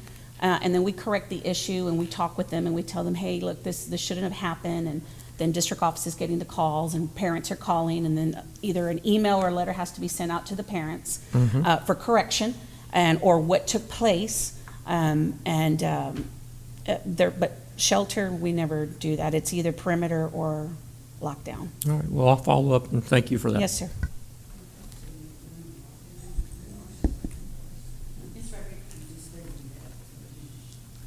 Yes, so I had a parent, going back to the Explorers program, I had a parent who was really excited about her daughter being in that program and going so far, did it not? Oh, thanks. Going to the state competition, but she was concerned about the fundraising aspect, that students were having to fundraise to be able to go to the competition. So I was just wondering what percentage of the funding for that is based on like teacher and student fundraising, and what percentage, and if you don't have an exact number, an estimate. This year, what we did, and thanks to Mr. Elizondo and his staff, we received about a little bit over $3,000. We were able to purchase uniforms for our students that are in the program, and I think we have enough for a couple of years, so we won't have to purchase any for a while. But because they have to have a vendor code to send out a check for competitions, etc., Mr. Acosta and Ms. Montoya use their funds from school. So I'm not sure if the school pays for it, or when they do fundraising, how much fundraising they're doing. They don't do a lot, but what little bit they do, raise, they use it towards their program for snacks, travel expenses, competition fees, because sometimes there are $100, $200 fees, it depends. And I can tell you this, that we will be participating in the June 3rd Leon Valley Explorers competition. So we're excited about that. I don't have a question. I just do have a comment. I know that this week is National Police Officers Appreciation Week, and I just want to make sure that our board members all know that. And I do appreciate you. My last encounter with a Judson ISD police officer was very pleasant. It was actually on Election Day, and I was headquartered over at Olympia Elementary, and he kept coming by to check it, make sure that my opponent and I weren't causing any ruckuses. So it was very friendly. But I do appreciate the hard work that you're doing, and I want to make sure that you know that I, and I'm sure I represent all the board members, say thank you. We will let them know. Thank you. Okay, and again, moving along on the agenda, the next item, which has been kind of discussed, but we're still moving forward, and some ideas, is the discussion of a closure of the district tax office. Mr. Elizondo? Thank you, Dr. Montoya. I know some of y'all, or most of y'all, are aware that we've been discussing the closing of the tax office, the Judson ISD tax office, and it is an agenda item for action at the meeting on Thursday. But I wanted to just take the opportunity to talk about it a little bit here at this meeting in case anybody had questions or y'all needed more information for me to research before we came to that meeting. I know that Mr. Uresti, Albert Uresti, said that he was going to be in attendance at that meeting in case there were any questions, he and or his staff. But the thing is that for many, many years, I guess since the school was established back in the 60s, we've had our own tax office. And we are the only taxing entity in Bexar County that collects our own taxes now. Until recently, we had the City of Alamo Heights that joined us in that honor distinction, but 2 years ago, they joined the county. So there's three individuals that operate our tax office, our Judson ISD tax office. And the idea is that, well, two of the individuals, our tax assessor collector, is going to be retiring, and I think the latest that she would stay through is probably the end of January. And we have one of our other tax individuals who's going to be retiring at the end of June of this year. So we needed to make a decision as to whether we continue to operate our office or have the county or contract with the county for collections. And years ago, we've kind of talked about it and decided that really for efficiencies, it would be better if we allowed the county to do our collections for us. And also with the advent that they have purchased property the county has up by Boysville, across from Boysville. and they're, I think, now in the process of developing or building their sheriff's substation. And Mr. Calvert, when he was at the meeting, told me that they've already hired somebody to do the master plan for that 50-something acre site, and part of that includes a tax office here in our area. So that as well, and we had a meeting the other day, and Ms. Michelle was in that meeting, and I asked him what kind of timeline before the county opened that office. And he made some comments, and I said, well, is it fair to say that in 3 years that office will be in operation? And he said, yes, that would be a fair statement. So it doesn't make sense for us to hire somebody knowing that maybe in 3 years we'd have to release them, especially if they're going to be leaving another job to come work for us. It just doesn't seem fair to us. And so I really think that it's best for our community that we contract with the county for collections. But obviously, if the board feels otherwise, we definitely don't have to do that. So just if y'all have any questions, I did share, in your board book, on one of the documents there, it kind of shows you that what the costs are for operating our tax office and what it's going to cost for the county to do our collections. Overall, we're talking about a savings of a little over $100,000, but our tax office performs a lot of other duties beyond just tax collections, and so we're going to have to continue to do those other duties. We can't just get rid of them. So we are going to request that one of the staff members, a clerical staff member that is in that office, that we retain that position to make sure that if there are any in the transition first, that if there are any taxpayers that have any questions, that they can be assisted by that individual, but that they also continue to do the rest of the duties that are on this page. There's a couple duties that they will not be able to do, like there's something that our tax assessor collector assists us with real estate purchases, and so that individual that we would be leaving as a clerical individual will not be able to help us with that. So we'll have to give that to somebody else to do that's more of a professional to be able to do those kind of transactions. But those are some of the comments that I have. If you all have any questions, I will try to address them.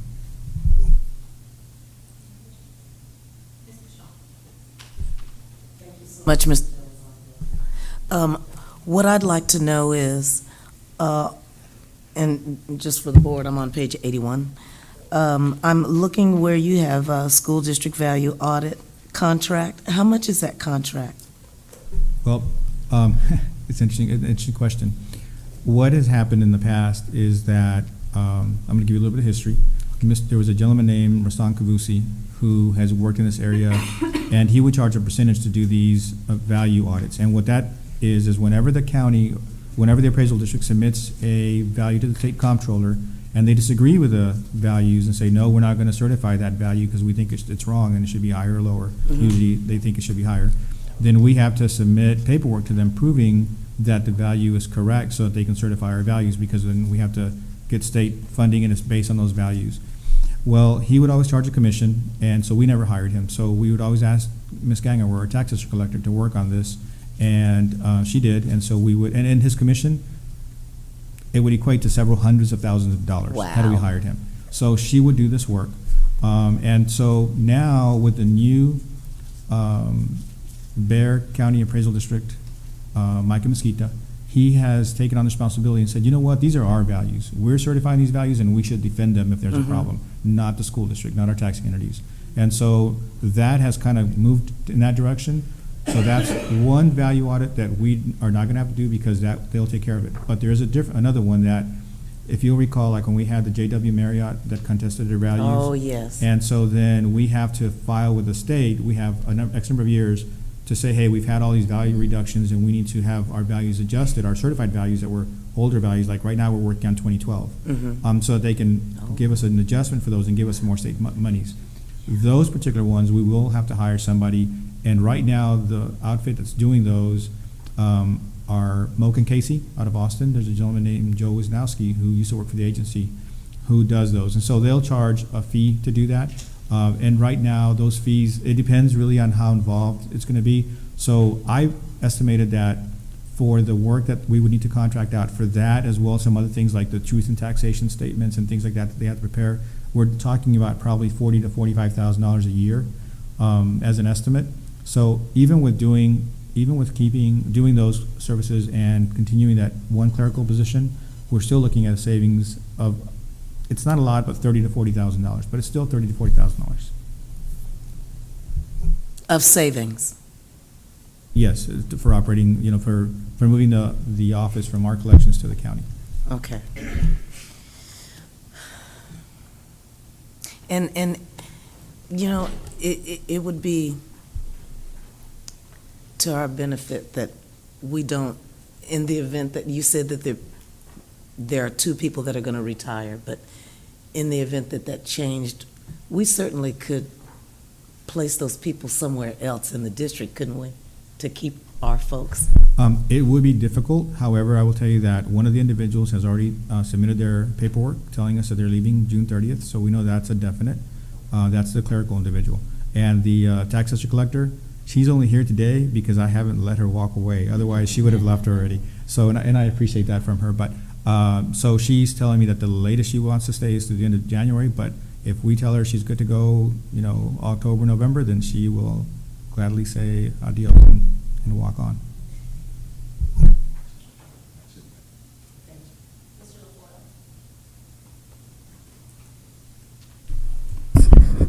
When are you planning to close it altogether? We met with the transition team from Mr. Udesi's office, and we decided that they should start collecting our new tax roll, which begins in October. So we will continue doing our collections through the end of September, and at that last week of September, so we'll transfer all the data over to them. And fortunately, they use the same database system that we use, so the transition is going to be really smooth. We hope, we think. And their delinquent tax attorneys that they use are the same ones that we use. So that's going to be that's also a plus as far as transitioning over. The reason that I say that our tax assessor collector, that I want her to stay a little bit, is I want her to oversee the transition to make sure everything goes well, because she's the one who's familiar with the process, and go through. I would like her to stay to the end of January, because that's really when the heavy collection period is. Mm-hmm. And then after that, then once we've made it through that period, then the rest will be a lot easier to go through. So to answer your question, our last collection date will be at the end of September in our offices. Okay. Where are the people, a lot of these people walk in, want to pay their taxes. Where will they have to go now? Well, as most of the folks who have property in this district know, that they already get two tax statements now. They get one from us for the school district taxes, and they get another tax statement from the county for the city and for the county and for school district and everything else.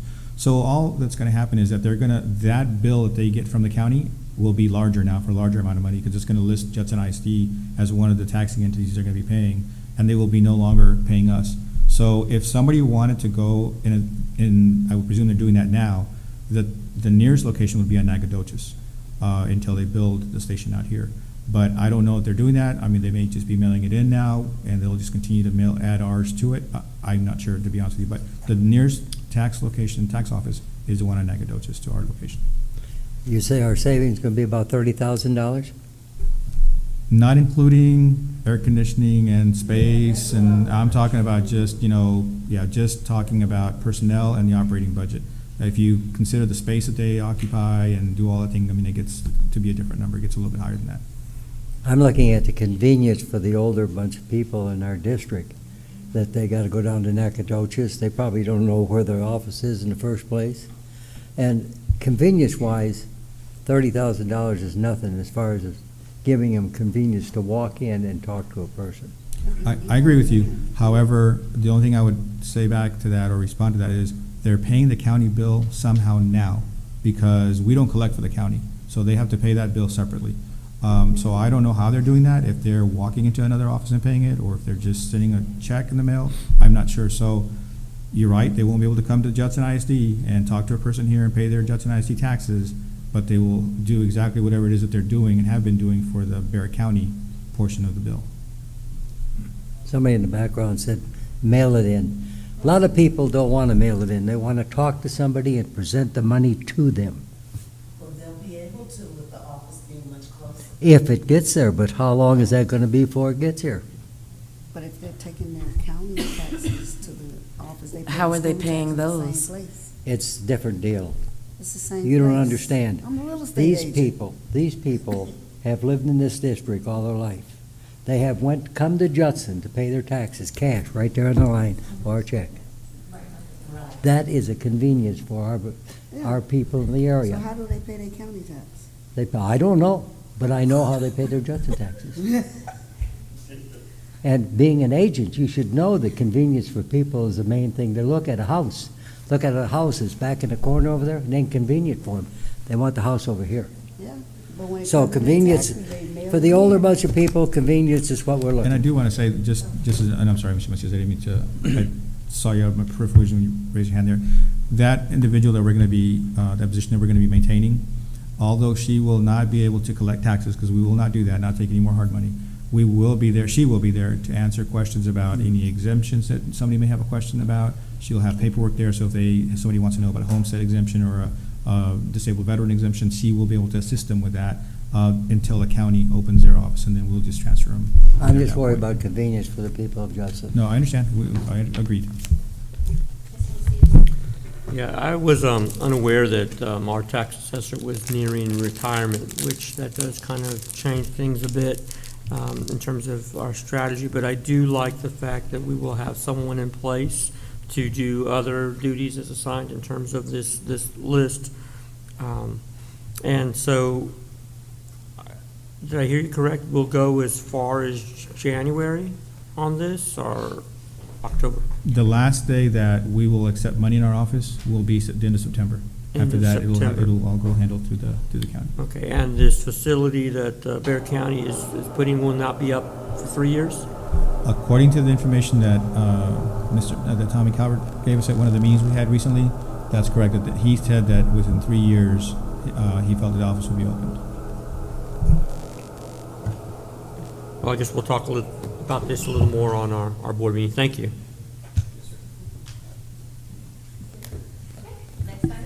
And the next item is a review of a possible future audit of the Human Resources Department. I know that Mr. Elizondo had shared with the previous board and now with the new board some information of a prior audit and RFP process that has been done in the past. But I think he also wanted guidance from the board to narrow down the scope, because as we all know, folks, when you audit something, you can audit hundreds of things. So, you know, he wanted to see if we could clarify as a board to him as we go through an RFP process, some specific areas. But anyway, Mr. Elizondo, go ahead. Thank you, Dr. Montoya. The information that Dr. Montoya was referring to is in 2014, the board had a similar discussion about doing one of these audits on HR. And at that time, we developed a request for proposal. And beginning on page 94 of the board book that you have, it kind of starts spelling out all the different areas that can be audited in the HR department. And it's a very lengthy list of items that can be audited. And so when it came up again this year, I made a couple of phone calls and said, hey, how much would you charge to do an audit on our HR department? And I received numbers like in excess of $100,000, just generally. And then I talked to TASB a little bit about what they could do as well. And theirs depends, just like anything, as we all know, time is money. So the more specific we can be about what we want audited, the less expensive it will be if it is a few areas that we want them to focus on. If we make it very broad, then it will be more expensive. So the last time we did this, we had two companies respond. Neither one of them had school district experience. They were out of state, and I think the one that was the cheapest, or the one that was like I think it was $47,000. And it's in here as well. Their responses were in here. At that time, the board wanted to be more involved. They didn't want administration to be the ones who selected the firm. And so we had created a document and put it in the RFP in the board agenda stuff so that the board could rank the proposals. There was a lot of discussion. At the end of the day, the item was tabled, and it wasn't brought up again ever until recently. So, right, and we had a little more discussions here and there, but we didn't do that. So there's a couple of things that we can do that,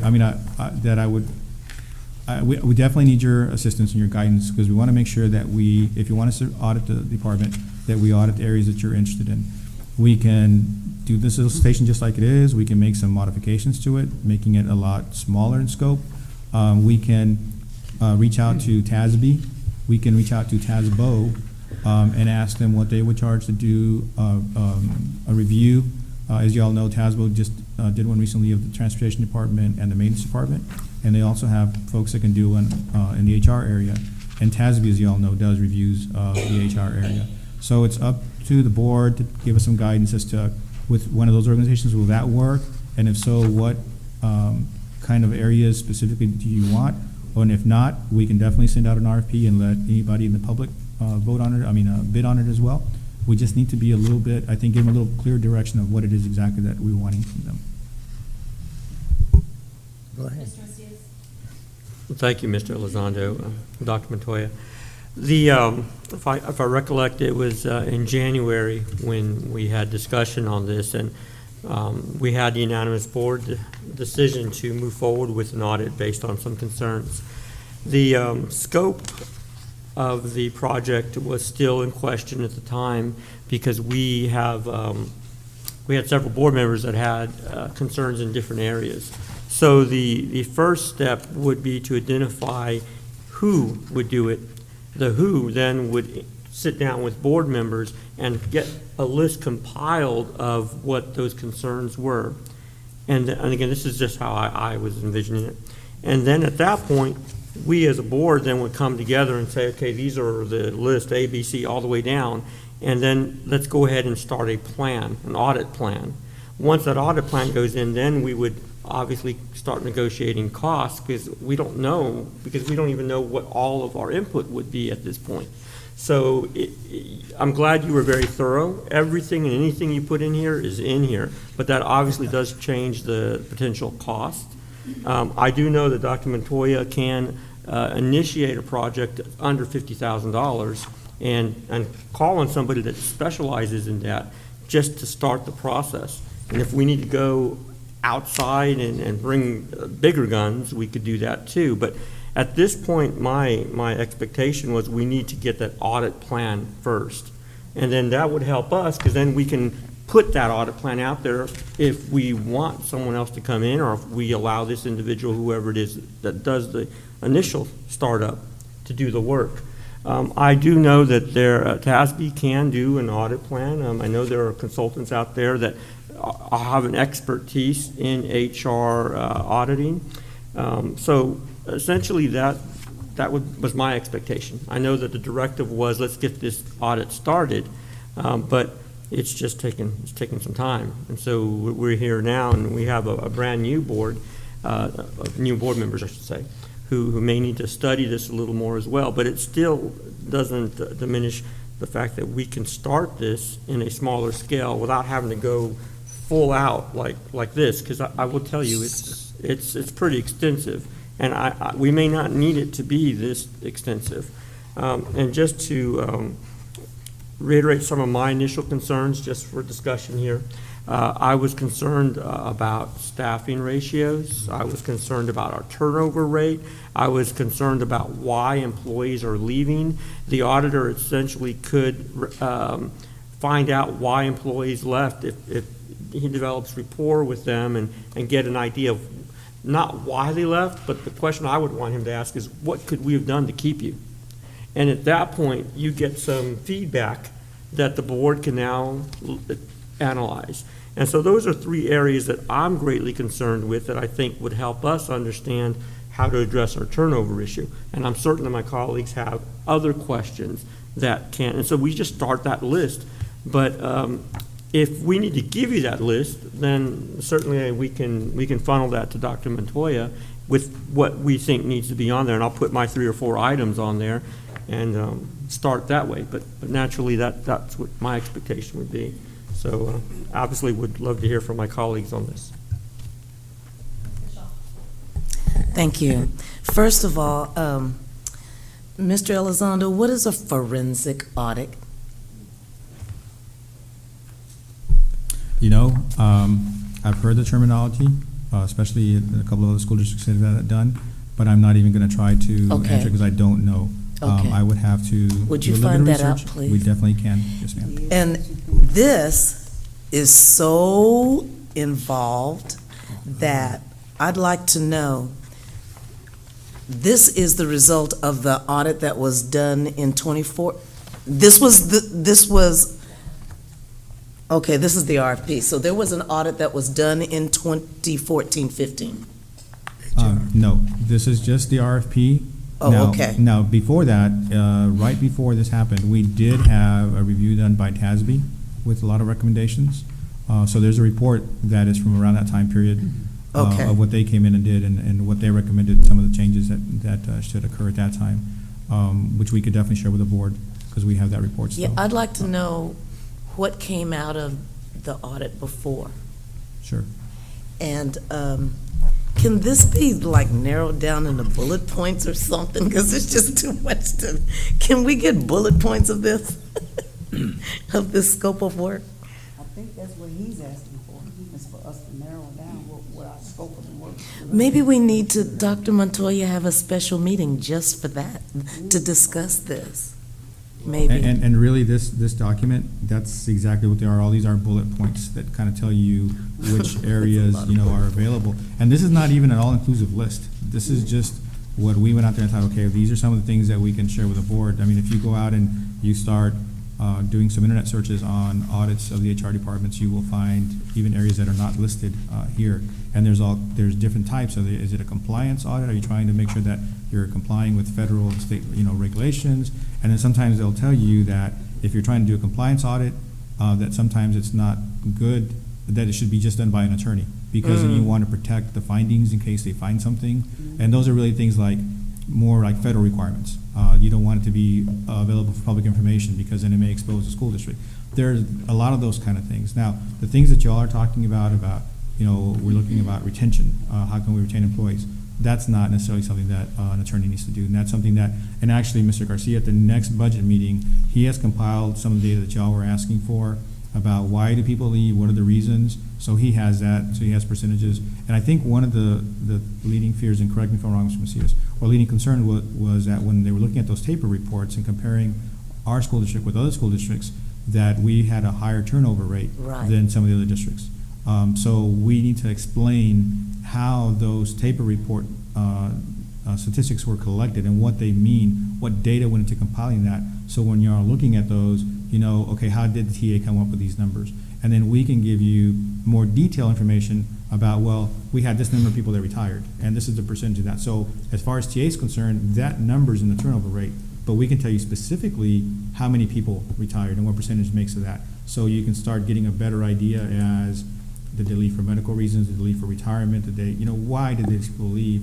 And then determining, okay, are we really having a problem? Or is this not really that as much of an issue as we thought it was, because the data we were looking at alarmed us, and we said, yeah, it's an issue, but maybe once we share a little more information, it's like, okay, well, that explains it better, and it's not as big as alarming as we thought. The other thing that we're at this point right now, as you all know, we don't have a human, a chief HR person right now. And while definitely the audit can be done without them, sometimes it's helpful for that person to be involved so they know and can lead, especially if they're somebody who's experienced, that they know what they're kind of looking at and what they're walking into, and maybe they can help with some of the understandings of some of the questions and concerns that the district board members have. I agree that we need to take our time, but the bulleted list is very comprehensive. If I was going to select, I'd say functional management, human resource leadership, and policies and procedures, but I do think those are things we can do in-house.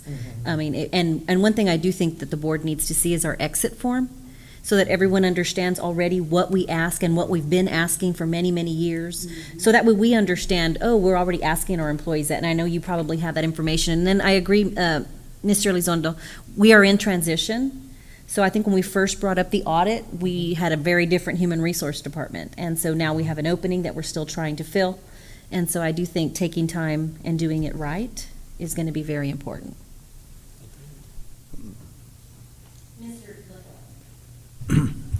What I asked a while back was, they give us their outline of what HR needed to do in the hiring of different people and everything else. I never seen anything that we hired anybody or anything like that. It looked like it just went status quo down the line there. And the thing is, I would like to see what they presented to us last time and what we did with it. We can definitely get you that report. And At that time, I'm trying to recollect, and maybe some of y'all can remember a little better than I can. I know that it was the audit committee at that time was going to review that report, but I wasn't part of that part anymore because it was handled, well, I wasn't involved in it. But I don't really know exactly what the discussions were at that point. But we can Because definitely give the report. In and my we can- light, that's when we start going downhill. Sure. We can definitely get the report. We can look at what the recommendations were, and we can see where we are today in accordance with those Yeah. recommendations and tell Well- you whether something has been done in that area or nothing's been done in that area. Okay, see if they swept it under the rug or what they did with it, because I know he wasn't here at that time, and it's just interesting as the devil to me that all of a sudden, when a report came back, I didn't hear of any big hiring being done in HR or anything, and we started having problems. So I want to know if the person ahead of HR at that time just swept it under the rug and said, hey, look, we don't need this. That's what my feelings is. I'm going to bring you back that information about what the report said and where we're at. Thank you. One area that I really want us to look at is responsiveness to campus administration. In terms of our grievances that have been filed, I think that particularly in the last year, we have been in violation of timelines, and that's a huge concern that I have that limits our ability to act appropriately when disciplining employees that have given campus administration concern. So that's something I've heard numerous times, and that is an area I for sure want us to look into. Yes. I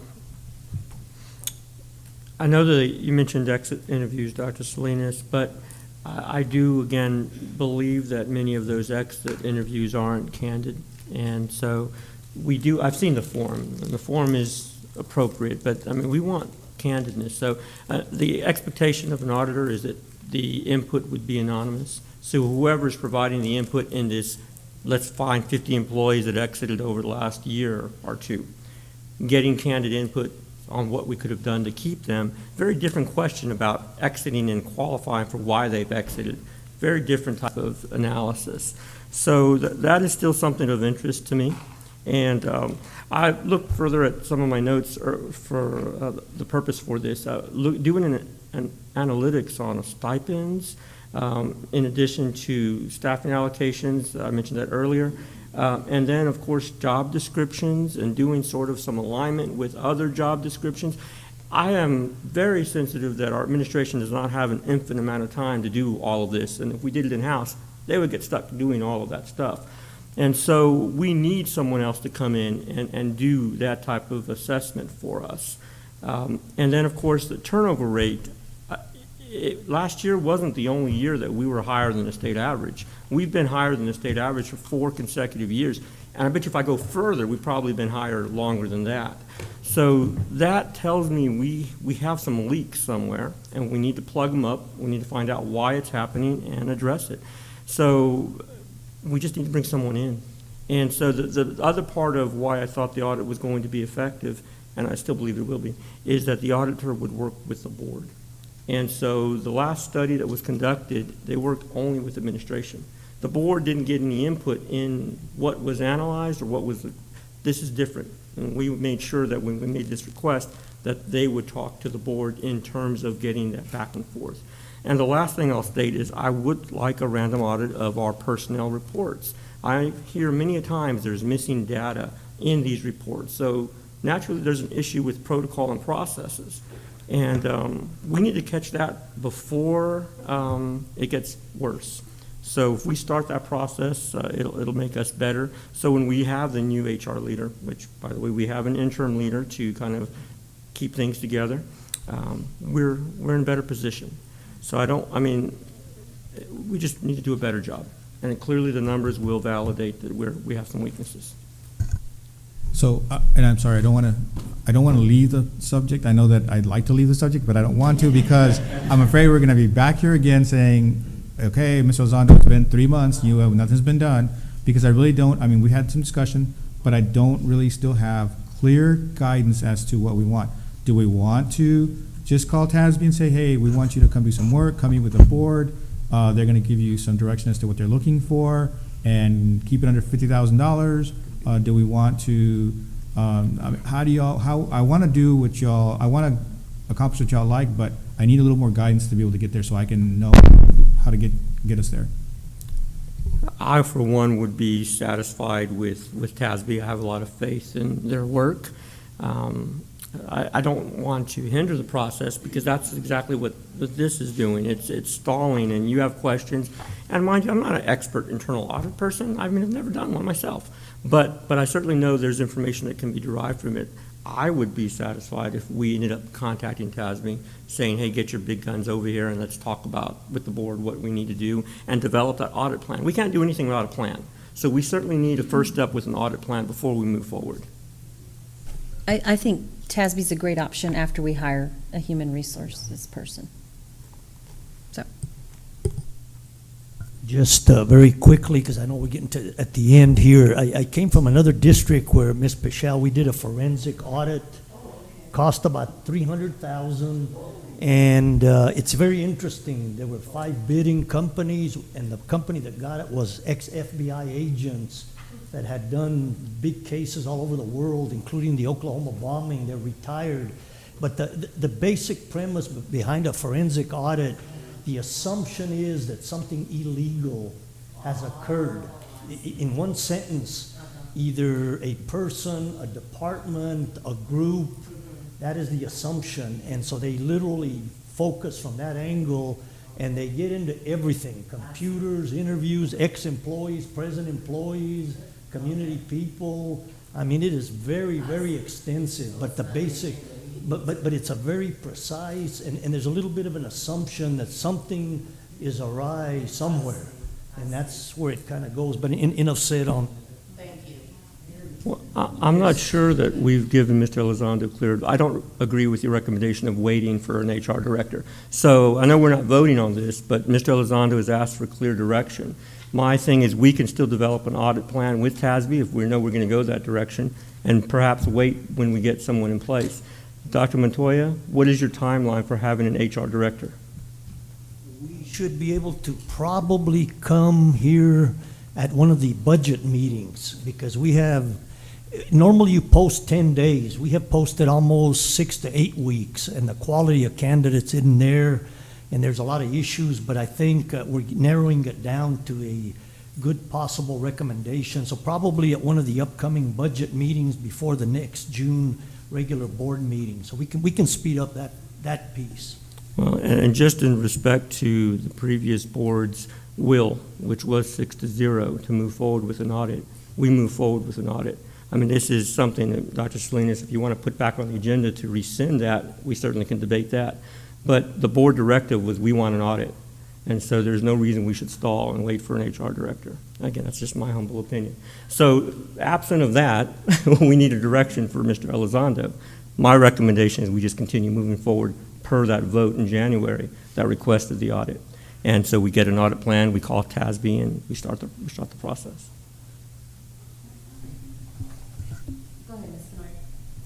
I agree with Mr. Macias. I think that we can outline a scope of work that we want to see implemented, and it will take enough time to do that we may have the HR person on board after that time, and should whoever it is come on earlier, they can be in the meetings listening and getting an idea of exactly what our concerns are. So I wouldn't have a problem moving ahead and inviting TASB to come in and speak with the board so that we could narrow down our list of exactly what it is we want. Okay, you mentioned 3 items, right? That you Yeah, had? I have 3 right now. Well, what other items were we interested in? Well, that's what we need direction on, because at the time, we had more of a problem than we do now. At the time where we had major concerns, there was major problems. We don't have those major problems now. Uh-huh. So Mr. Macias has been very specific about what he would like to see. And I agree, teacher retention is one of the things. Compensation was another thing that I was concerned with, because there were some problems in compensation. Okay. No, I just asked so that I'll have an idea of what I think that we should, maybe what have we're a special meeting looking for. together and talk what they would like to get to TASB. Would that Well, be with I- TASB here, you think? I think without TASB first, and then invite TASB, so we have something specific to direct them on, Mr. Macias. So, being a new person, I would like to get an idea from the older members of what some of the concerns were, so that I have a thought process to move forward with. Because looking at this, I mean, I can just throw a dart and come back here Thursday and say, hey, I found 3 things, let's look at that. But will it be a benefit to us as a district? Is it gonna do anything for us? You know, to spend that kind of money to, you know, go at my 3 DART projects. Whereas you guys have the knowledge of what's gone on in the past to help direct, at least I know for me, I can't speak for the other 2 members. For me, I need some direction to show, you know, what we're looking for. Okay? That's why I was asking. I just think it might be helpful if we had someone from TASB here to help guide us to funnel down and focus on exactly what it is. I mean, we can sit here and talk all day, but they have the language and they have that expertise from previous experience where they could help us delineate and maybe make, well, and so that we're not trying to consider things that aren't truly important. If I'm hearing the board right, we could probably invite TASB at one of the upcoming meetings to do exactly what all of you are saying, to kind of guide the discussion, and you share with them and they share with you to narrow down the focus. So maybe that's, and if it takes an extra meeting, then we do an extra meeting. But we can look at the calendar probably tomorrow, you know, and see what we can do, and then we'll go from there. And again, the other piece, obviously, is we'll try to come in with a recommendation on the new HR director as soon as possible.